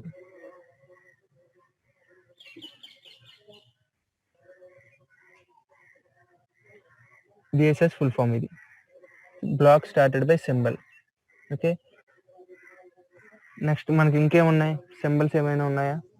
So ఈ సింబల్ టేబుల్లో ఈ ఎగ్జిక్యూటబుల్ ఫైల్లో ఈ మెమరీ సెగ్మెంట్స్ లో సింబల్స్ ఇన్ఫర్మేషన్ ఉంటాయి మొత్తం అన్ని కూడా. సో ఫంక్షన్స్ మనం చూసుకున్నాం ఏంటివి, functions. Okay, next global data. Okay, global data అంటే ఏంటి, గ్లోబల్ వేరియబుల్స్ కానీ స్టాటిక్ వేరియబుల్స్ కానీ వీటి ఇన్ఫర్మేషన్ ఉంటుంది. ఎడిషనల్ గా ఏముంటాయి, స్ట్రింగ్స్ లేకపోతే constant values plus strings. Next function definitions. ఇవన్నీ కూడా ప్రోగ్రామ్ లో ఉన్నవి, వేటికైతే మనం ఫైల్ స్కోప్ ఇవ్వాలనుకుంటున్నామో ఓకే వాటిని మనం ఈ ఎగ్జిక్యూటబుల్ ఫైల్ సెగ్మెంట్స్ లో ప్లేస్ చేసుకోవచ్చు. ఓకేనా? ఫర్ ఎగ్జాంపుల్ ఈ గ్లోబల్ వేరియబుల్స్ తీసుకోండి. గ్లోబల్ వేరియబుల్స్ కూడా దీని లైఫ్ ఎంతవరకు ఉంటుంది, through out the particular process అంతా అయ్యే వరకు కూడా దీని లైఫ్ ఉంటుంది. అంటే లైఫ్ అంటే మెమరీ అంతా కూడా ప్రాసెస్ ఎగ్జిక్యూషన్ అంతా కంప్లీట్ అయ్యే వరకు గ్లోబల్ వేరియబుల్స్ కి మెమరీ ఉంటుంది. స్టాటిక్ వేరియబుల్స్ కూడా మెమరీ ఎగ్జిక్యూట్ అయ్యి టెర్మినేట్ అయ్యే వరకు ఉంటుంది. నెక్స్ట్ ఈ స్ట్రింగ్స్ కూడా ఎగ్జిక్యూషన్ కంప్లీట్ అయ్యే వరకు ఉంటాయి. ఫంక్షన్ డెఫినేషన్స్ కూడా ప్రాసెస్ టెర్మినేట్ అయ్యే వరకు ఎగ్జిక్యూటబుల్ ఫైల్లో ఉంటాయి. నెక్స్ట్ సింబల్ టేబుల్ అంటే నథింగ్ బట్ ఈ సింబల్స్ ఇన్ఫర్మేషన్. సింబల్స్ అని వేటిని అంటారు అంటే global variables, static variables, next functions. వీటిని మనం సింబల్స్ అని చెప్పుకుంటాం. ఈ సింబల్ టేబుల్లో ఏ ఇన్ఫర్మేషన్ ఉంటుంది, ఈ సింబల్ టేబుల్ వచ్చేసరికి address, next segment name, okay, next symbol name. Okay, ఇవి అడ్రస్ అంటే కంప్లీట్ అడ్రస్ ఉండదు మనకి. ప్రాసెస్ కి అడ్రసెస్ మారుతూ ఉంటాయి. ఎందుకు, అది ర్యాండమ్ యాక్సెస్ మెమరీ కాబట్టి ఎక్కడ ఫ్రీగా ఉంటే అక్కడ మనకి మెమరీ అలొకేట్ చేస్తుంది. సో అడ్రసెస్ ఎన్ని సిమిలర్ గా ఉంటే లాస్ట్ ఒక 5 to 6 వాల్యూస్ మాత్రం కామన్ గా ఉంటాయి. ఎన్ని నెంబర్ ఆఫ్ ఎగ్జిక్యూషన్స్ చేసినా అడ్రసెస్ లో లాస్ట్ 5 to 6 వాల్యూస్ అనేవి కామన్ గా ఉంటాయి. వేటికి, ఈ గ్లోబల్ వేరియబుల్స్ కి, స్టాటిక్ వేరియబుల్స్ కి అండ్ ఫంక్షన్స్ కి. ఓకేనా? నెక్స్ట్ సెగ్మెంట్ ఏంటి, మనకి నార్మల్ సెగ్మెంట్స్ ఉన్నాయి. ఏంటి, text segment, RO data segment, data segment, next BSS. So ఇవి క్యాపిటల్స్ ఎప్పుడు ఉంటాయి, స్మాల్స్ ఎప్పుడు ఉంటాయి అంటే ఇన్ కేస్ టెక్స్ట్ సెగ్మెంట్ లో ఏముంటాయి, కొన్ని ఫంక్షన్స్ ఉంటాయి. అవునా? ఈ ఫంక్షన్స్ మనం ఏం చేయొచ్చు, స్టాటిక్ కీవర్డ్ అప్లై చేయొచ్చు. In case static keyword apply చేసిన ఫంక్షన్స్ ఏమైనా కనుక ఇక్కడ ఉంటే, for example static keyword apply చేసి నేను ఒక ఫంక్షన్ యాడ్ అని డిఫైన్ చేశా. సో ఈ యాడ్ ఫంక్షన్ ఎక్కడ ఉంటుంది, టెక్స్ట్ సెగ్మెంట్ లో ఉంటుంది. Okay, but static keyword apply చేసాం కాబట్టి రిప్రజెంటేషన్ వచ్చేసరికి స్మాల్ టీ రిప్రజెంట్ చేస్తుంది. ఓకేనా? సో స్టాటిక్ కీవర్డ్ అప్లై చేసిన వేరియబుల్స్ కానీ లేకపోతే ఫంక్షన్స్ కానీ గ్లోబల్ వేరియబుల్స్ కానీ స్టాటిక్ వేరియబుల్స్ కానీ వీటికి సెగ్మెంట్ రిప్రజెంటేషన్ వచ్చేసరికి సింబల్ టేబుల్లో ఏ సెగ్మెంట్ లో ఉందని చెప్పడానికి స్మాల్ లెటర్స్ తో ఇండికేట్ చేస్తారు. ఫర్ ఎగ్జాంపుల్ నార్మల్ గా ఎడిషన్ ఫంక్షన్ అనుకోండి, వాయిడ్ ఎడిషన్ ఫంక్షన్, దీనికి ఏ స్టోరేజ్ క్లాస్ మీరు అప్లై చేయలేదు అంటే ఆటో స్టోరేజ్ క్లాస్ ఉంటుంది. సో ఆటో స్టోరేజ్ క్లాస్ ఉంటే కనుక క్యాపిటల్ లెటర్ లో దాన్ని డిఫైన్ చేస్తుంది. అంటే symbol table representation capital letters లో ఉంటుంది. సో దీనికి కూడా సమ్ అడ్రస్ ఉంటుంది. లాస్ట్ 5 to 6 వాల్యూస్ మాత్రం కామన్ గా ఉంటాయి. అంటే మనం ఎన్నిసార్లు ఎగ్జిక్యూట్ చేసినా లాస్ట్ 6 digits మాత్రం మారవు. సో ప్రీవియస్ గా ఉన్న ఈ వాల్యూస్ మాత్రం మారచ్చు, బట్ ఈ లాస్ట్ లో ఉన్న మాత్రం మారవు. ఓకేనా? Next global variables for example నేను ఎక్స్ అనుకోండి, ఇంట్ ఎక్స్ అని గ్లోబల్ వేరియబుల్ ఉంది.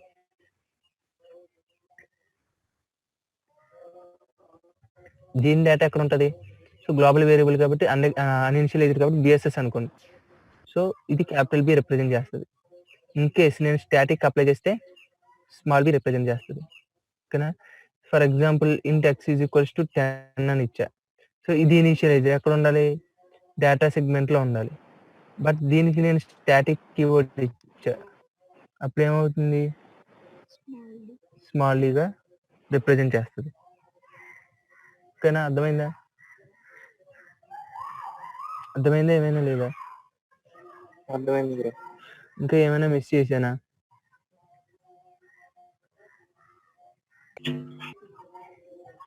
ఇంకా కాన్సెప్ట్స్ ఏమైనా మిస్ అయ్యింది బ్రో? అంటే ఏ కమాండ్స్ యూజ్ చేసి ఏదైతే తీసుకోవాలి అది చెప్తా. సో మనకి ఇవి 5 సెగ్మెంట్స్. ఓకే, ఈ 5 సెగ్మెంట్స్తో పాటు మనకి ఇంకా 2 అడిషనల్ సెగ్మెంట్స్ ఉంటాయి. సో అవి ఎప్పుడు వస్తాయి అంటే మనం ఎప్పుడైతే ఒక ఎగ్జిక్యూటబుల్ ఫైల్ని ప్రాసెస్గా కన్వర్ట్ చేస్తాం. ఎలా కన్వర్ట్ చేస్తాం? ./Executable file name. సో దీని మీనింగ్ ఏంటి అంటే ఈ డాట్ మనకు ఎందుకు యూజ్ చేస్తాం? Invoking loader.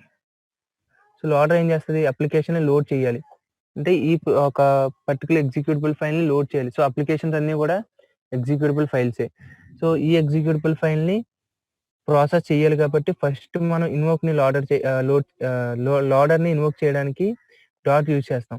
ఈ స్లాష్ ఎందుకు అంటే ప్రెజెంట్ వర్కింగ్ డైరెక్టరీ నుంచి పర్టికులర్ నేమ్తో ఉన్న ఎగ్జిక్యూటబుల్ ఫైల్ని మనం లోడ్ చేసి ప్రాసెస్ని స్టార్ట్ చేయాలని ఇన్స్ట్రక్షన్స్ పాస్ చేస్తాం త్రూ టెర్మినల్. సో ఇప్పుడు ఏమవుతుందంటే మనకు నార్మల్గా ఎగ్జిక్యూటబుల్ ఫైల్ ఉంది. ఫర్ ఎగ్జాంపుల్ a.out అనుకోండి. ఇందులో కొన్ని సెగ్మెంట్స్ ఉన్నాయి. ఈ సెగ్మెంట్స్తో పాటు ఎడిషనల్గా ఇంకొక 2 సెగ్మెంట్స్ యాడ్ అవుతాయి. ఓకే, అవి వచ్చేసరికి స్టాక్ అండ్ హీప్. నెక్స్ట్ ఈ కంటెంట్ అంతా కూడా ఒక కాపీ మాత్రమే వెళ్తుంది, ఒరిజినల్ ఫైల్ వెళ్ళదు.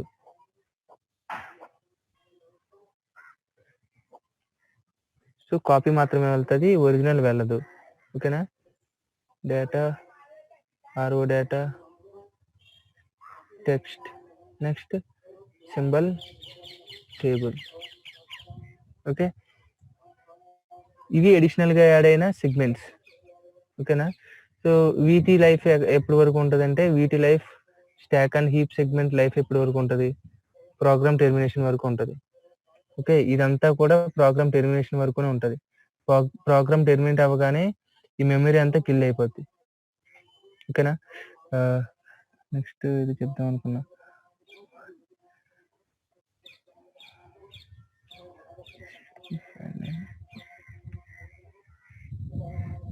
ఓకే, సో ఎప్పుడైతే ఈ ప్రాసెస్ ఎలా ఇన్వోక్ అయ్యి లోడర్ ఇన్వోక్ అయ్యి ఒక ప్రాసెస్ని ఇన్వోక్ చేసిందో లేకపోతే ఒక ఎగ్జిక్యూటబుల్ ఫైల్ని ఎగ్జిక్యూట్ చేస్తుందో కర్నల్ ఏం చేస్తుంది? కర్నల్ ఎప్పుడు కూడా ఫస్ట్ టెక్స్ట్ సెగ్మెంట్కి వెళ్ళి ఫస్ట్ టెక్స్ట్ సెగ్మెంట్ని రీడ్ చేసుకుంటుంది. ఓకేనా? సో టెక్స్ట్ సెగ్మెంట్లో ఉన్న ఫంక్షన్స్ని రీడ్ చేసి ప్రాసెస్ని ఎగ్జిక్యూట్ చేస్తూ వస్తుంది. ఓకే, ఇది main function first. Next main function నుంచి కర్సర్ ఏమైనా జంప్ అవుతే నెక్స్ట్ ఏదైనా ఎడిషనల్ ఫంక్షన్ ఉంటే ఎడిషనల్ ఫంక్షన్కి ఓకే వీటికి ఇలా జంప్ అవుతూ ఉంటుంది. ఓకేనా? సో లైబ్రరీస్ కూడా జంప్ అవుతూ ఉంటుంది. వేరే లొకేషన్ లైబ్రరీస్ ఎక్కడ ఉంటాయి అంటే ప్రీడిఫైన్డ్ ఫంక్షన్స్ డెఫినేషన్స్ ఎలా ఉంటాయి? సో లైబ్రరీస్లో ప్లేస్ చేసి ఉంటాయి. సో ఆ లైబ్రరీస్ కూడా జంప్ అవుతుంది. ఆ ఇన్ఫర్మేషన్ ఎక్కడ నుంచి వస్తుంది, ఎక్కడికి వెళ్ళాలని ఎవరు చెప్తారు? లింకింగ్ ఇన్ఫర్మేషన్ యాడ్ చేస్తుంది. ఓకేనా? ఈ స్టాక్ హీప్ ఈ మెమరీ సెగ్మెంట్స్ ఈ స్టాక్కి హీప్కి ఎంత మెమరీ అలొకేట్ అవుతుంది అనేది ఆర్కిటెక్చర్ బేస్ చేసుకుని ఉంటుంది. ఓకే, సో ఆర్కిటెక్చర్ అంటే ఫర్ ఎగ్జాంపుల్ 16 GB ర్యామ్ అయితే ఎంత సైజ్ అని, 8 GB ర్యామ్ అయితే ఎంత సైజ్ అని అలొకేట్ అవుతుంది ఒక్కొక్క ప్రాసెస్కి. ఓకేనా? సో ఈ స్టాక్ హీప్ ఇవి అడిషనల్ సెగ్మెంట్స్. ఇవి ఏంటి అంటే ఇవి ఇంక్రీజ్ అయ్యేటప్పుడు స్టాక్ ఎప్పుడు డౌన్వర్డ్స్ ఇంక్రీజ్ అవుతూ వస్తుంది. ఓకే, హీప్ ఎప్పుడు అప్వర్డ్స్ ఇంక్రీజ్ అయితే వస్తుంది. ఓకే, అర్థమవుతుందా? ఇవి ఎందుకు అంటే వీటిని ఇలా డిజైన్ చేశారు. సో స్టాక్ ఎప్పుడు డౌన్వర్డ్స్ రావాలి, హీప్ ఎప్పుడు అప్వర్డ్స్ వెళ్ళాలి. సో ఏంటంటే ఇది ఒక బ్లాక్ అంటే ఇవి 2 సమ్ మెమరీ అనుకోండి. సో నీకు ఒక 2 ఎంట్రీస్ ఉన్నాయి. సో ఒక 2 పీపుల్స్ ఉన్నారు. సో ఎంట్రీస్ ఒకరికి ఒక సైడ్ నుంచి, ఒకరికి ఇంకొక సైడ్ నుంచి అలా ట్రీట్ చేయండి. ఓకేనా? సో ఇది స్టాక్, ఇది heap.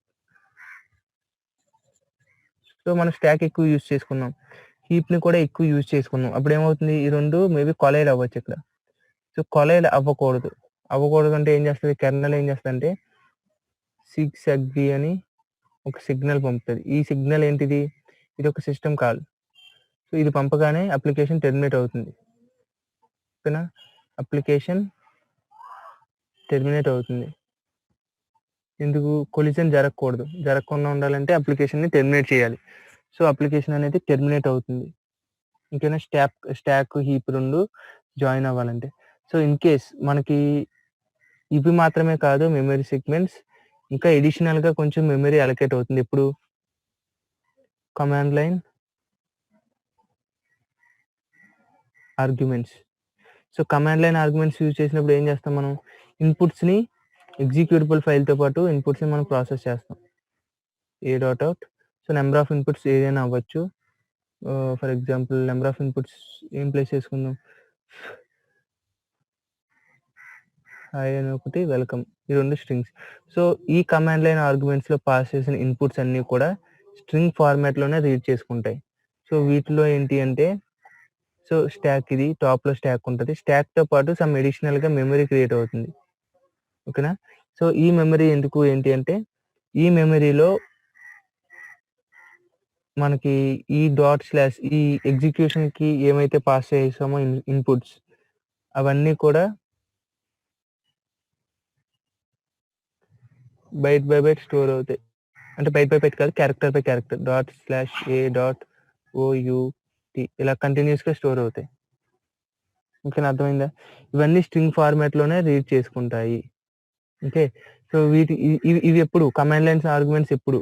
So command line argument అంటే మనకి ఎలా తెలుస్తుంది, మెయిన్ ఫంక్షన్ హెడర్ని మనం చేంజ్ చేసినప్పుడే కమాండ్ లైన్ ఆర్గ్యుమెంట్స్ అనేవి వస్తాయి. సో అవేంటి, ఇంట్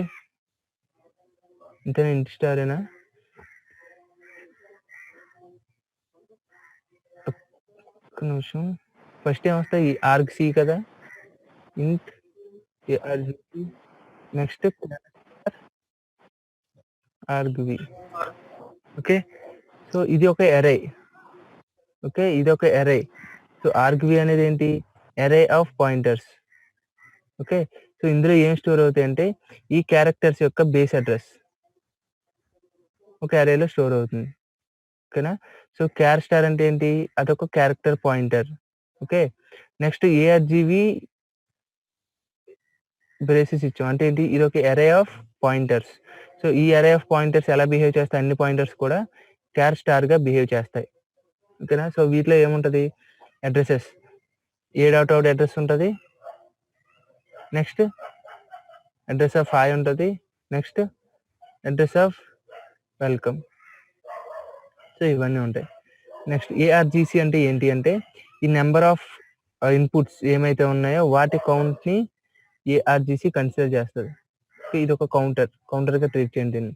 సో ఈ కౌంటర్ ఏం చేస్తుందంటే, ఓకే ఇన్పుట్స్ వచ్చాయి, సో దీని తర్వాత నల్ క్యారెక్టర్ ఉంది కాబట్టి ఇది ఒక వాల్యూ ఇన్పుట్, నెక్స్ట్ ఇదొక ఇన్పుట్, నెక్స్ట్ ఇదొక ఇన్పుట్, వీటి కౌంట్ని ఏఆర్జీసీ కౌంట్ చేసుకుంటుంది. ఓకేనా? సో ఎడిషనల్గా కొంచెం మెమరీ క్రియేట్ అవుతుంది అబౌట్ ది స్టాక్ ఎప్పుడు మనం కమాండ్ లైన్ ఆర్గ్యుమెంట్స్ యూజ్ చేసినప్పుడు. సో కమాండ్ లైన్ ఆర్గ్యుమెంట్స్ ఎలా క్రియేట్ చేస్తాం, మనం మెయిన్ ఫంక్షన్ హెడర్ని చేంజ్ చేసి, మెయిన్ ఫంక్షన్ హెడర్ అంటే దీనికి నార్మల్గా ఇన్పుట్స్ ఏం తీసుకోదు మెయిన్ ఫంక్షన్, కాకపోతే మనం తీసుకోమని చెప్తాం.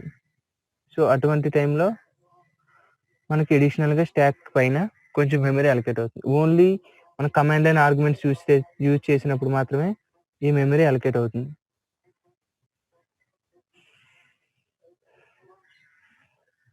అర్థమైందా?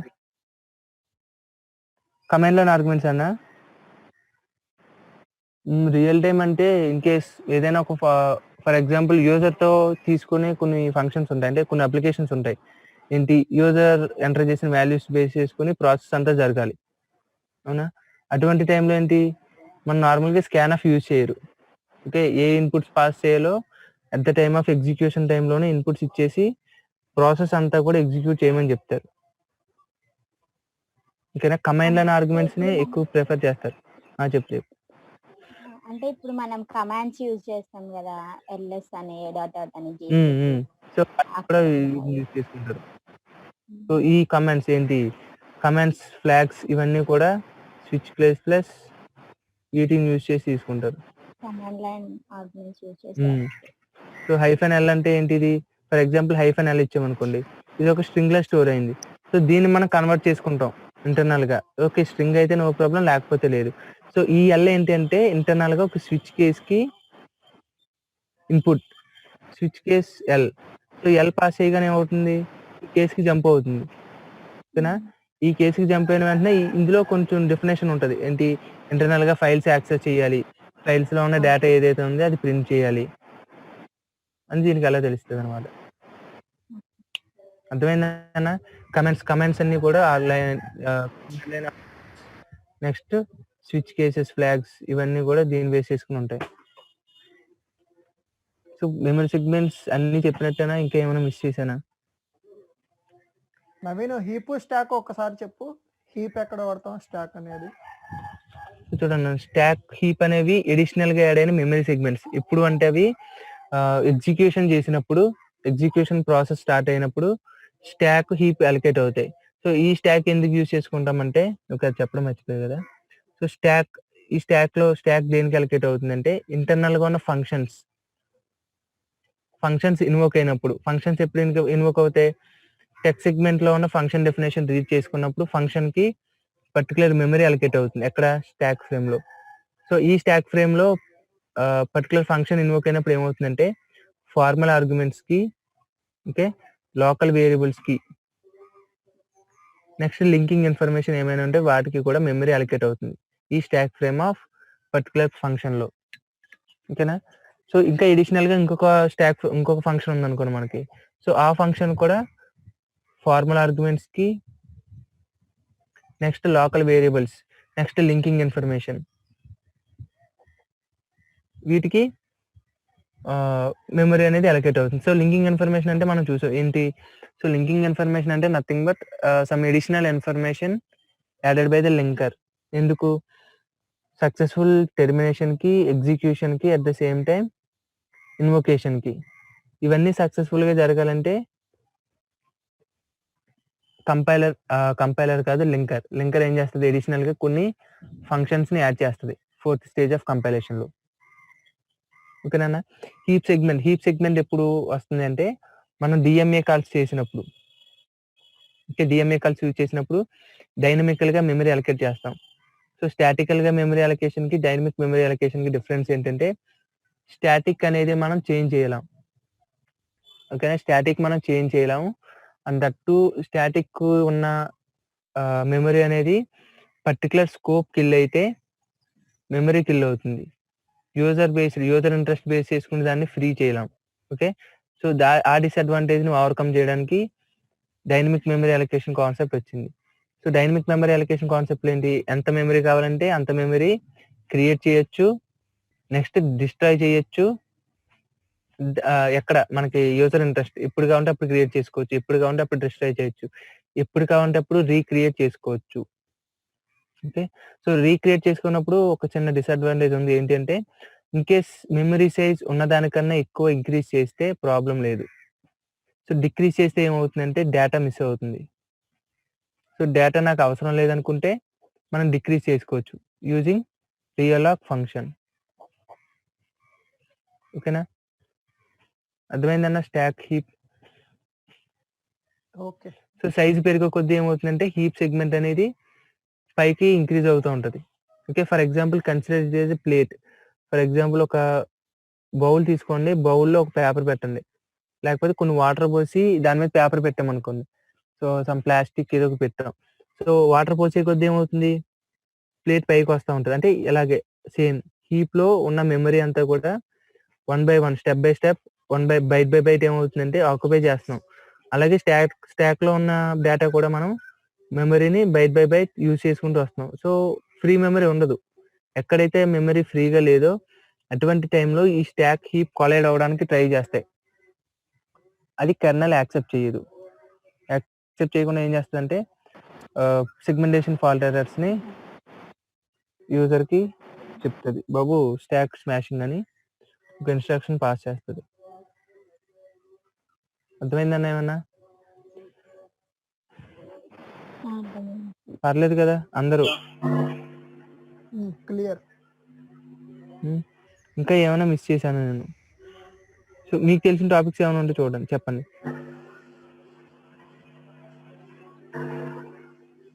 File format. Static keywords, extend keywords అన్నా? నవీన్ ఫైల్ ఫార్మాట్ చెప్పు. ఫైల్ ఫార్మాటా? ఫైల్ ఫార్మాట్ చెప్పండి.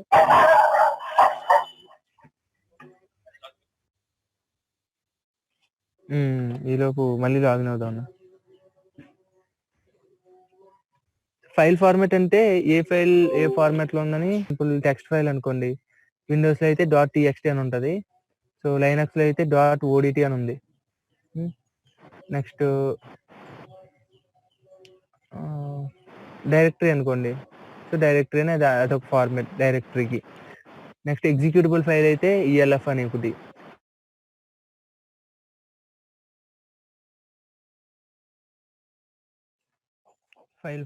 ఫైల్ ఫార్మాట్ అంటే మనకి నార్మల్గా అందరి యూజర్స్కి తెలుసు. సో ఫైల్ ఫార్మాట్స్ మనకి డైరెక్టరీ ఉంటాయి, నెక్స్ట్ టెక్స్ట్ ఫైల్స్ ఉంటాయి, నెక్స్ట్ MP3 ఉంటాయి, MP4, నెక్స్ట్ MKV. ఇవన్నీ ఫార్మాట్స్, ఫైల్ ఫార్మాట్స్. అంటే ఏ ఫార్మాట్, ఏ ఫైల్ ఎలా బిహేవ్ చేస్తుంది, వాటి ప్రాపర్టీస్ ఏంటి అని మనకి ఫార్మాట్ బేస్ చేసుకుని ఉంటాయి. ఓకేనా? నెక్స్ట్ మనకి మ్యూజిక్ ఉంటే కనుక MP3 అని, వీడియోస్ నార్మల్ వీడియోస్ అయితే MP4, ఇంకా హై డెఫినేషన్ కొంచెం క్వాలిటీ ఉన్న వీడియోస్ అయితే MKV అని, బ్లూరే అని, 4K అని, ఇవన్నీ ఉంటాయి మనకి. సో ఇందులో మనకి మనం యూజ్ చేసేవి అంటే .c ఫైల్స్. ఇవి కూడా టెక్స్చువల్ ఫైల్సే. Okay. Next executable file a.out కానీ సంథింగ్. ఏంటంటే ELF, ఎగ్జిక్యూటబుల్ లింకింగ్ ఫార్మాట్, దీని మీనింగ్.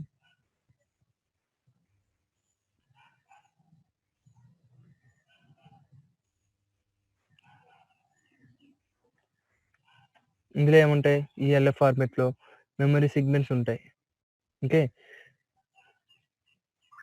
సో ఈ మెమరీ సెగ్మెంట్స్ ఏంటి? Based on instructions passed through C programme.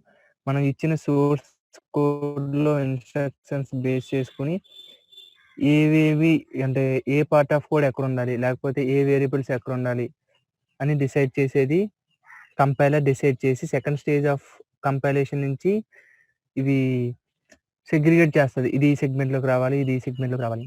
ఓకేనా? ఇంకా ఎడిషనల్గా కూడా మనకి కొన్ని సెగ్మెంట్స్ ఉంటాయి. ఓకే.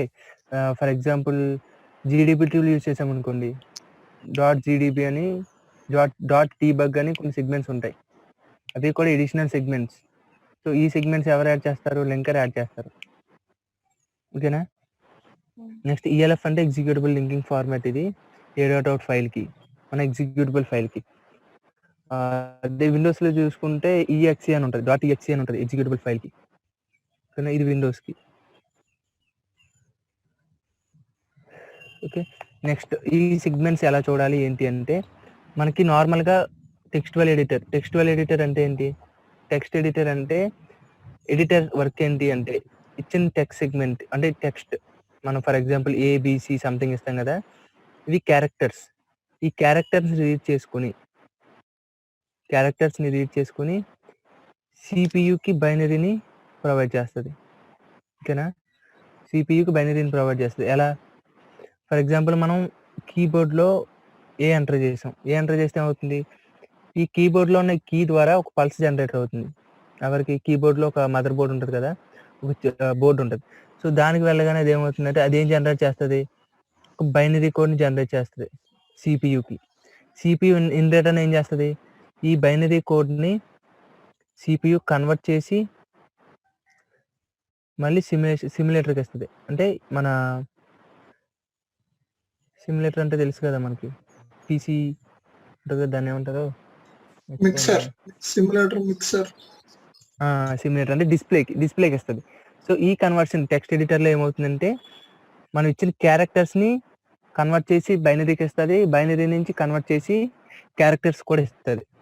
ఇది టెక్స్టువల్ ఎడిటర్స్. సో ఇందులో మనం ఏం చూడగలం? ఓన్లీ నార్మల్ యాస్కీ క్యారెక్టర్స్ ఉన్న కోడ్ మాత్రమే చూడగలం. ఓకే, నెక్స్ట్ ఇంకా మనం ఇదేంటిది A.out ఫైల్ అంటే అది బైనరీ ఫైల్.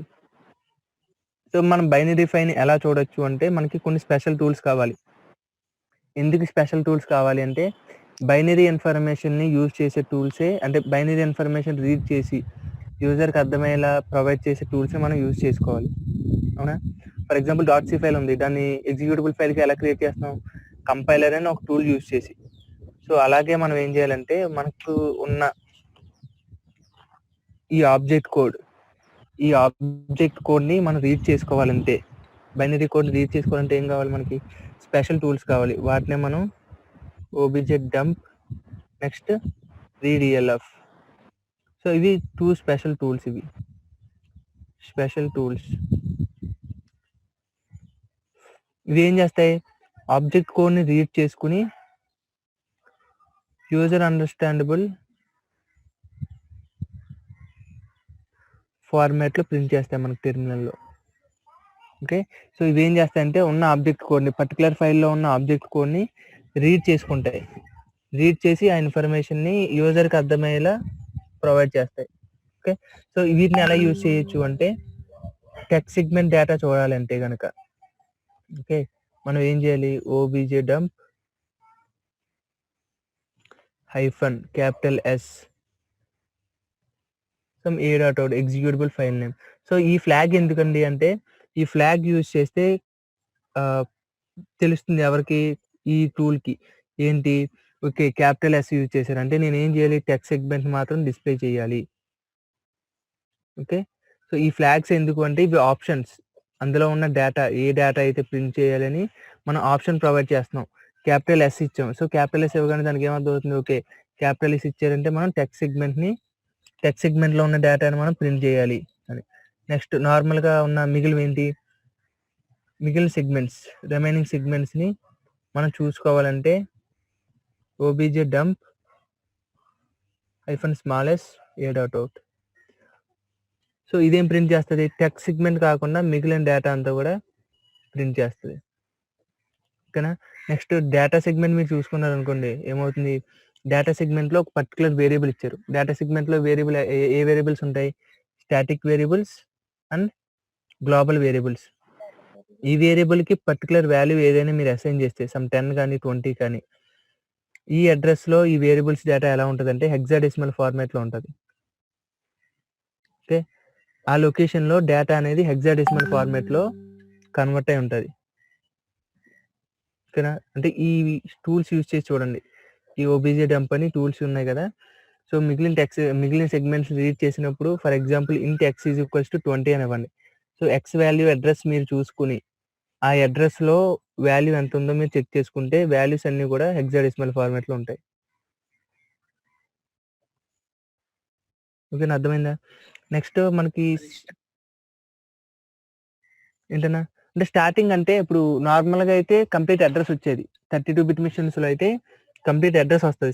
సార్ దగ్గర ఒక సిస్టమ్ ఉంటుంది కదా, దానిలో అయితే స్టార్టింగ్ అడ్రసెస్ మొత్తం కంప్లీట్గా వస్తాయి. కానీ మన సిస్టమ్స్ వచ్చేసరికి అడ్రసెస్ చేంజ్ అవుతాయి. ఇంకా ఒక లాస్ట్ 2 అడ్రసెస్ మాత్రమే కరెక్ట్గా ప్రింట్ అవుతుంది. మిగిలినంతా సమ్ నోటేషన్ బేస్ చేసుకుని ప్రాసెస్ జరుగుతుంది.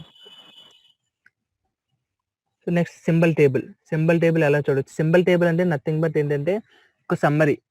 ఈ ELF ఫార్మాట్లో ఉన్న ఫైల్కి ఒక సమ్మరీయే ఈ సింబల్ టేబుల్. ఓకేనా? అంటే ఫర్ ఎగ్జాంపుల్ బ్లూ ప్రింట్ తీసుకోండి, ఏదైనా బిల్డింగ్ బ్లూ ప్రింట్ ఉందనుకోండి, అదేమవుతుంది? బ్లూ ప్రింట్లో ఈ రూమ్ ఎక్కడ ఉంది, ఈ రూమ్ ఎక్కడ ఉంది, ఈ ఏరియా ఎక్కడ ఉంది, లేకపోతే ఈ లొకేషన్ ఎక్కడ ఉందని మనం చూసుకోవచ్చు. సో అలాగే సింబల్ టేబుల్లో కూడా మనకు తెలుస్తాయి సింబల్స్ ఎక్కడ ఉన్నాయి, సింబల్ నేమ్ ఏంటి, దాని సెగ్మెంట్ ఏంటి, నెక్స్ట్ దాని అడ్రస్ ఏంటి, ఇవన్నీ డిస్ప్లే చేసేది symbol table. So symbol table ఎలా యూజ్ చేయొచ్చు అంటే NM అని యూజ్ చేసి, NM సింబల్, ఇది ఒక స్పెషల్ టూల్ NM అనేది.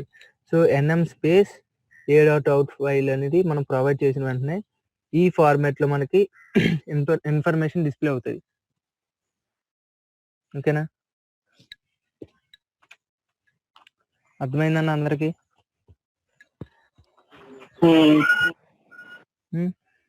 సో ఇంకా ఏమైనా ఉన్నాయా చెప్పాల్సింది?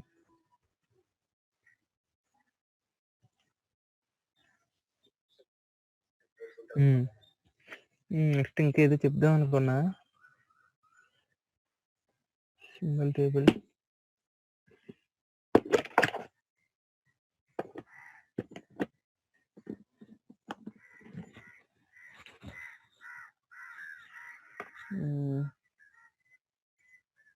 ఇంకేమన్నా చెప్పండి పోనీ. ఇంకేమైనా ఉన్నాయా ఇందులో చెప్పడానికి? నేను ఏదో చెప్దాం అనుకున్నా, కాకపోతే నాకు ఐడియా రావట్లేదు ఇప్పుడు. దీనికోసమే.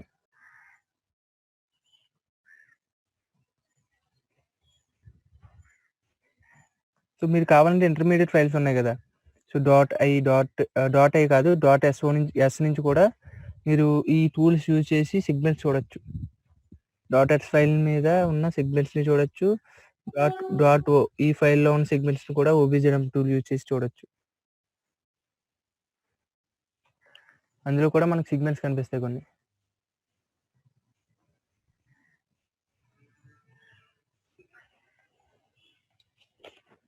ఇంకేమున్నాయి?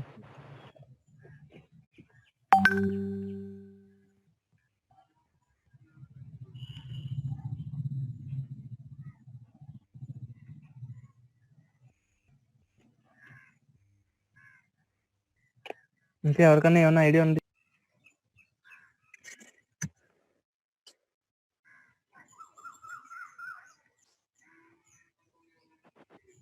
లేదు మర్చిపోలే అప్పుడు కంటే ఇప్పుడే క్లియర్గా చెప్తాను. అన్న సురేష్ అన్న, మీరు దీపక్, శ్రవణ్ కుమార్ అన్న, మీరు చెప్పండి. ఇంకా ఏమైనా అడిషనల్గా ఏమైనా మిస్ అయ్యానా? మీకు ఏమైనా ఇంకా ఏమైనా చెప్పాల్సి ఉన్నాయా? ఇప్పుడేం ప్రెజెంట్ ఏం లేవులే.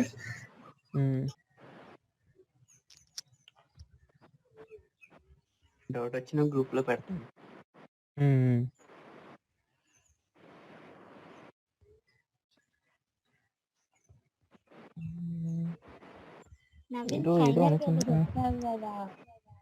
ఏంటి? OBJDUMP టూల్ యూజ్ చేసి .s ఫైల్ లేదో చెప్తా అది అర్థం. అంటే ఇప్పుడు ఎగ్జిక్యూటబుల్ ఫైల్ ప్రొవైడ్ చేసి మనం మెమరీ సెగ్మెంట్స్ ఎలా రీడ్ చేస్తున్నామో, అంటే ఎగ్జిక్యూటబుల్ ఫైల్ అంటే ఏంటి? A.out. సో అలాగే మనం .s ఫైల్ కి సెగ్మెంట్స్ చూడొచ్చు, .o ఫైల్ కి. సో ఈ మెమరీ సెగ్మెంట్స్ ఎప్పుడు సెగ్రిగేట్ అవుతాయి అంటే సెకండ్ స్టేజ్ ఆఫ్ కంపైలేషన్ నుంచి సెగ్రిగేట్ అవుతూ వస్తాయి. కానీ సింబల్ టేబుల్ మాత్రం ఎగ్జిక్యూటబుల్ ఫైల్ కి మనం చూడగలం.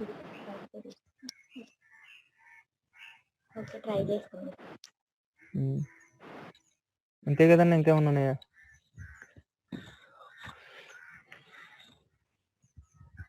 ఇంకా ఏమైనా ఉన్నాయంటే చెప్పండి చూద్దాం, లేదంటే మీటింగ్ స్టాప్ చేద్దాం. నవీన్ నిన్న క్లాస్ ఏంటి? నన్ను ఏం చెప్పారు? Bit fields. Okay, bit field చెప్పారు, టైప్ డెఫ్ చెప్పారు. టైప్ డెఫ్ అవును, టైప్ డెఫ్ ఓకే. బిట్ ఫీల్డ్స్ అర్థం కాలేదంటారా?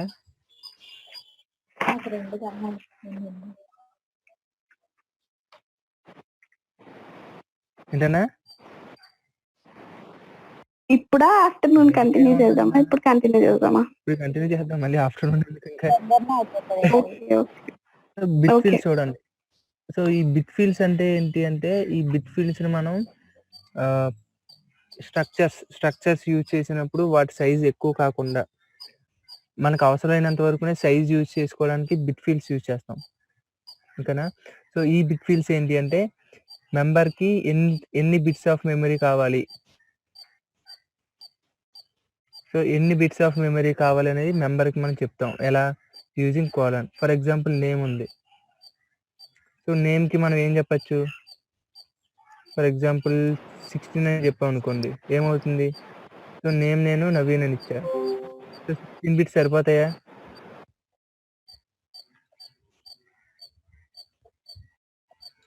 హలో సరిపోతాయి. ఎలా సరిపోతాయి? సో నేమ్ అంటే ఇది ఒక 8 బిట్స్ పడుతుంది, ఇదొక 8 బిట్స్ పడుతుంది, ఇదొక 8 బిట్స్ పడుతుంది. 8 బిట్స్ 8 బిట్స్ 8 బిట్స్ ఎందుకు? ఇవన్నీ క్యారెక్టర్స్ కదా, ఓకేనా? ఇవన్నీ క్యారెక్టర్స్, గ్రూప్ ఆఫ్ క్యారెక్టర్స్.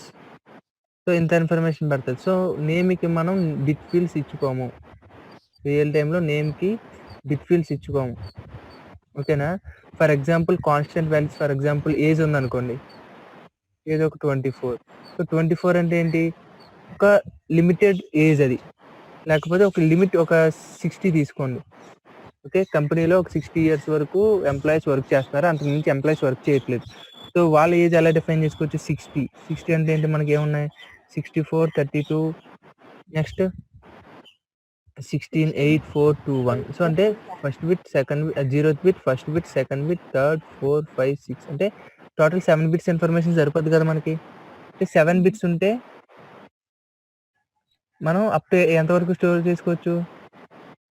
63 వరకు స్టోర్ చేసుకోవచ్చు, ఓకేనా? సో ఇది సైన్డ్ అయితే 63, అన్సైన్డ్ అయితే ఎంతవరకు తీసుకోవచ్చు?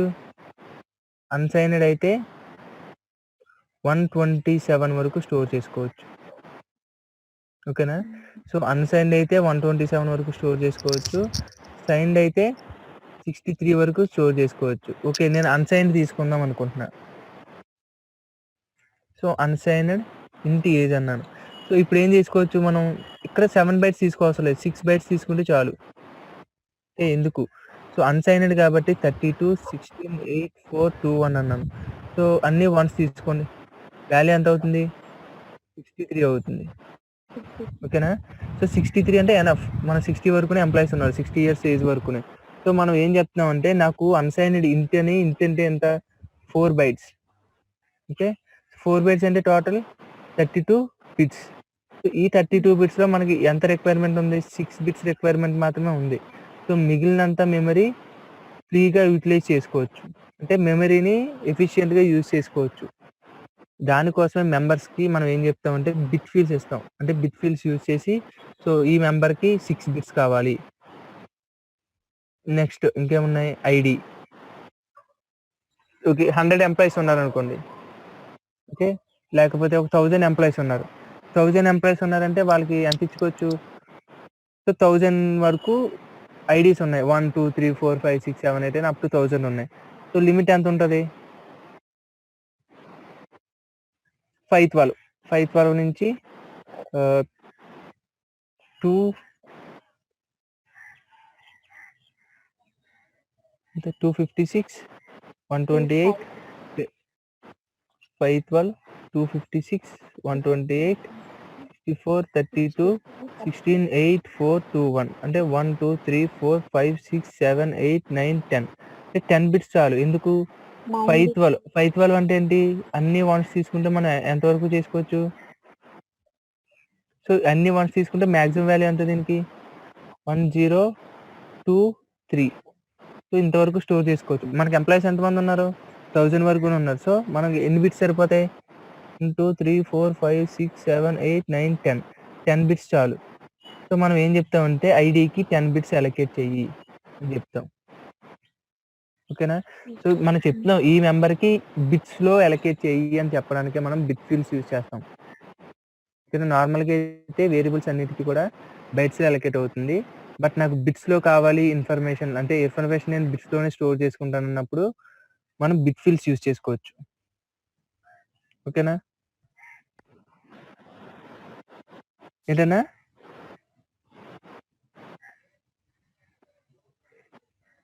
ఎంఎల్లాక్ ఏంటన్నా?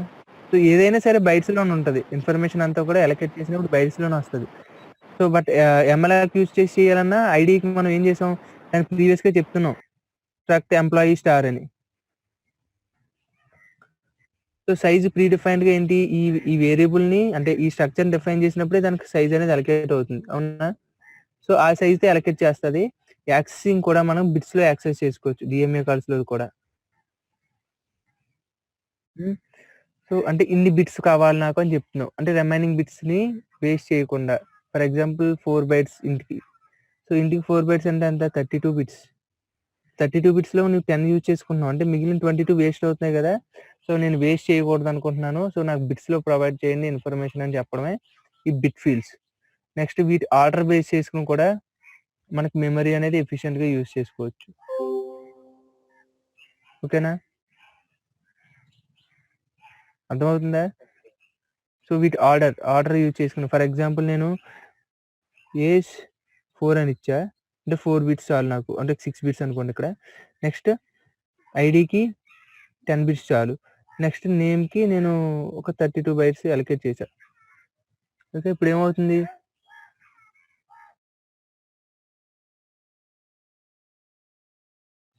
అన్న ఒక్క నిమిషం.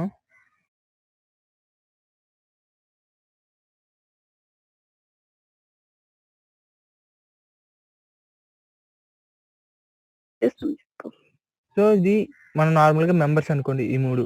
సో 2 ఏం చేసాం బిట్ ఫీల్డ్స్ యూజ్ చేసి తీసుకున్నాం. ఇంకొకటి నార్మల్‌గా డిక్లేర్ చేసాం. ఒక 32 బైట్స్ మెమరీ కావాలి నాకు అని. ఓకే. ఇప్పుడు మెమరీ ఎలా ఉంటది? నార్మల్‌గా ఆయన చెప్పినట్టు 0తో స్టార్ట్ అవుతుంది. Okay. So next first member ఏంటి? 6 బిట్స్ చాలు దీనికి. ఓకే. సో 6 బిట్స్ అలొకేట్ అవుతుంది దీనికి. సో టోటల్ 8 బిట్స్ కదా 1 బైట్‌కి. సో ఫస్ట్ 1, 2, 3, 4, 5, 6 బిట్స్ ఏజ్‌కి అలొకేట్ అవుతుంది. ఓకే. నెక్స్ట్ ఏమవుతుంది? నెక్స్ట్ 2 బిట్స్ అలా ఉంటాయి. నెక్స్ట్ ఇంకొక బైట్ ఉంది.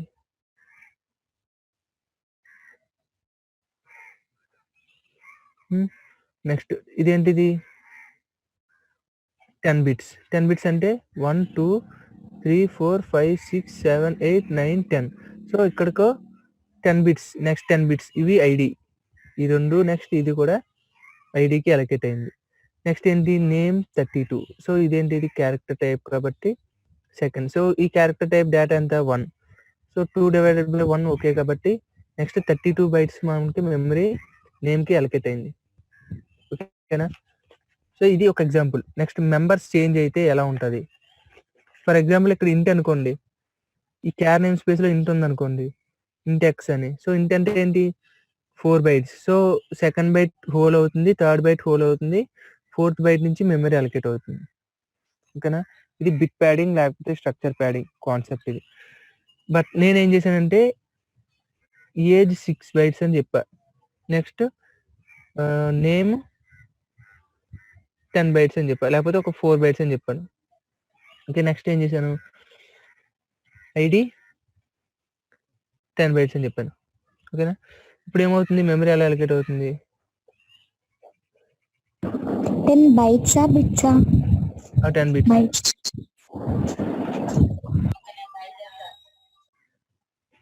సో ఫస్ట్ 6 బిట్స్ ఏజ్‌కి అలొకేట్ అయింది. ఓకేనా? నెక్స్ట్ ఏముంది? నేమ్ ఉంది. సో ఇది బైట్స్‌లో ఉంది మెమరీ. ఓకే. ఇది బైట్స్‌లో ఉంది కాబట్టి మెమరీ నెక్స్ట్ అనేది 0/1. ఓకే. 1 అనేది క్యార్ వాల్యూ 1 కాబట్టి క్యార్ సైజ్ 1 కాబట్టి 1/1 అవుతుంది. సో 4 బైట్స్ మెమరీ అనేది దీనికి అలొకేట్ అయింది. దేనికి? నేమ్‌కి. ఓకేనా?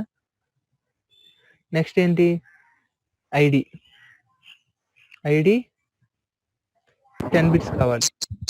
సో 50 నుంచి 10 బిట్స్ అలొకేట్ అది టోటల్ 8 ఇవి. Next 2 bits. ఓకే. దీనికి 10 బిట్స్ అలొకేట్ అయింది. నెక్స్ట్ ఏముంది మనకి?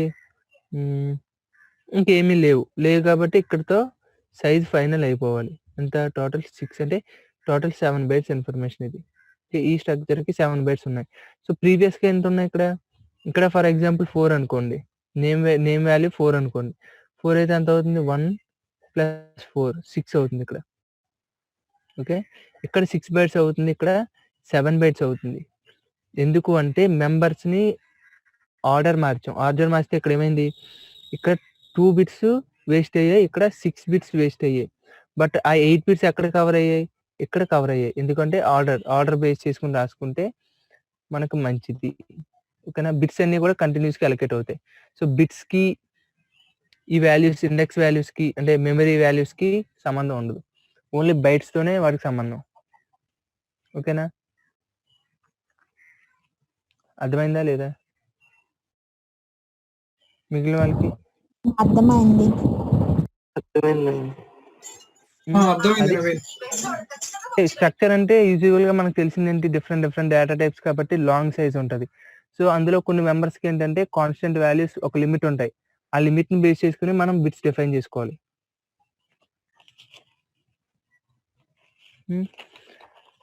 నెక్స్ట్ టైప్ డెఫినేషన్ అంటే ఏంటి అంటే, ఫర్ ఎగ్జాంపుల్ స్ట్రక్ట్ బుక్ ఉందనుకోండి. ఈ స్ట్రక్ట్ బుక్ అనేది ఒక డేటా టైప్. ఓకేనా? ఈ స్ట్రక్ట్ బుక్ ని ఏం చేసాం మనం, టైప్ డిఫైన్ చేసుకుని. సో ఫస్ట్ ఏం చేయాలి, డేటా టైప్ ఇవ్వాలా లేకపోతే వాల్యూ ఇవ్వాలా, ఎలా డిఫైన్ చేసుకుంటున్నాం అనుకుంటున్నామో అలా ఇచ్చుకోవచ్చు. ఇదే కదా సింటాక్స్ కాదా? హలో, ఫస్ట్ ఏం చేస్తామన్నా, ఫస్ట్ డేటా టైప్ ఇస్తామా లేకపోతే ఎలా డిఫైన్ చేసుకోవాలనుకుంటున్నాం అది ఇస్తామా? First data type data type first ఏంటి, డేటా టైప్. తర్వాత డేటా టైప్. అవునా, చూస్తా. Okay okay.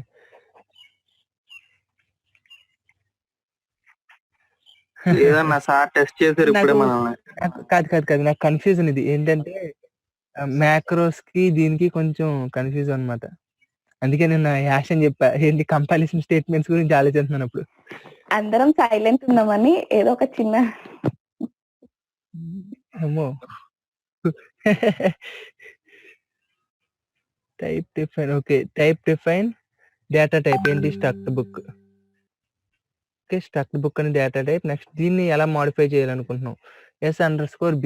ఇది ఎందుకు ఎలా చేసుకుంటున్నాం అంటే, కొన్ని కంపెనీస్ ఏం చేస్తాయంటే సెక్యూరిటీ పర్పస్ కోసం. సో సెక్యూరిటీ పర్పస్ కోసం ఏం చేస్తారంటే, మనకు తెలుసు సెక్యూరిటీ పర్పస్ కోసం కీవర్డ్స్ మారుస్తారు. సో అలాగే డేటా టైప్స్ ని సింప్లిఫికేషన్ కోసం ఒకలా యూజ్ చేసుకోవచ్చు, లేదు సెక్యూర్డ్ గా యూజ్ చేసుకోవాలనుకున్నా మనం యూజ్ చేసుకోవచ్చు. కానీ సెక్యూర్డ్ అంటే అంత సెక్యూర్ ఏం కాదు, ఆల్రెడీ మనం టైప్ డిఫైన్ అని ఒక స్టేట్మెంట్ రాస్తున్నాం కాబట్టి అంత సెక్యూర్ ఏమీ కాదు. ఓకేనా?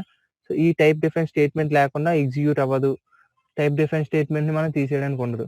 సో సెక్యూర్డ్ అని ఇన్విజిబుల్ చెప్పుకోవాలి. చేయడానికి ఛాన్స్ ఉండదా Naveen?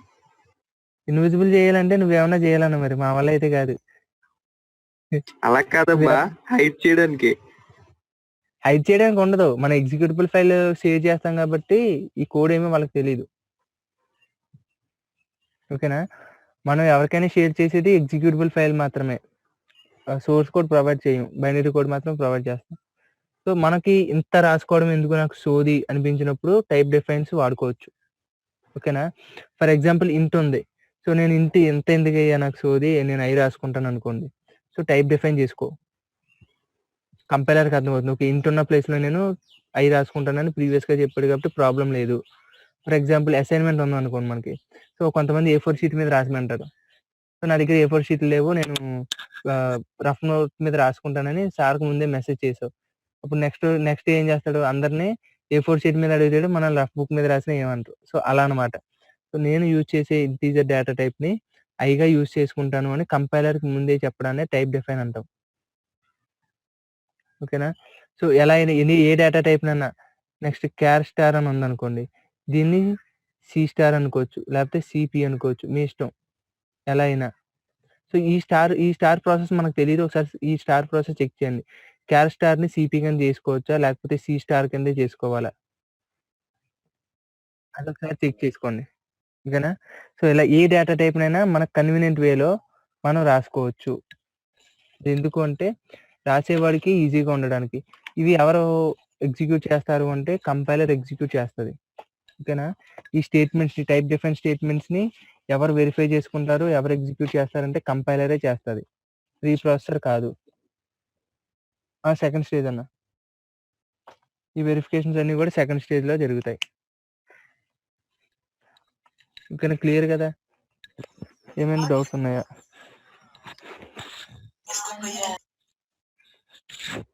Hello, clear clear clear.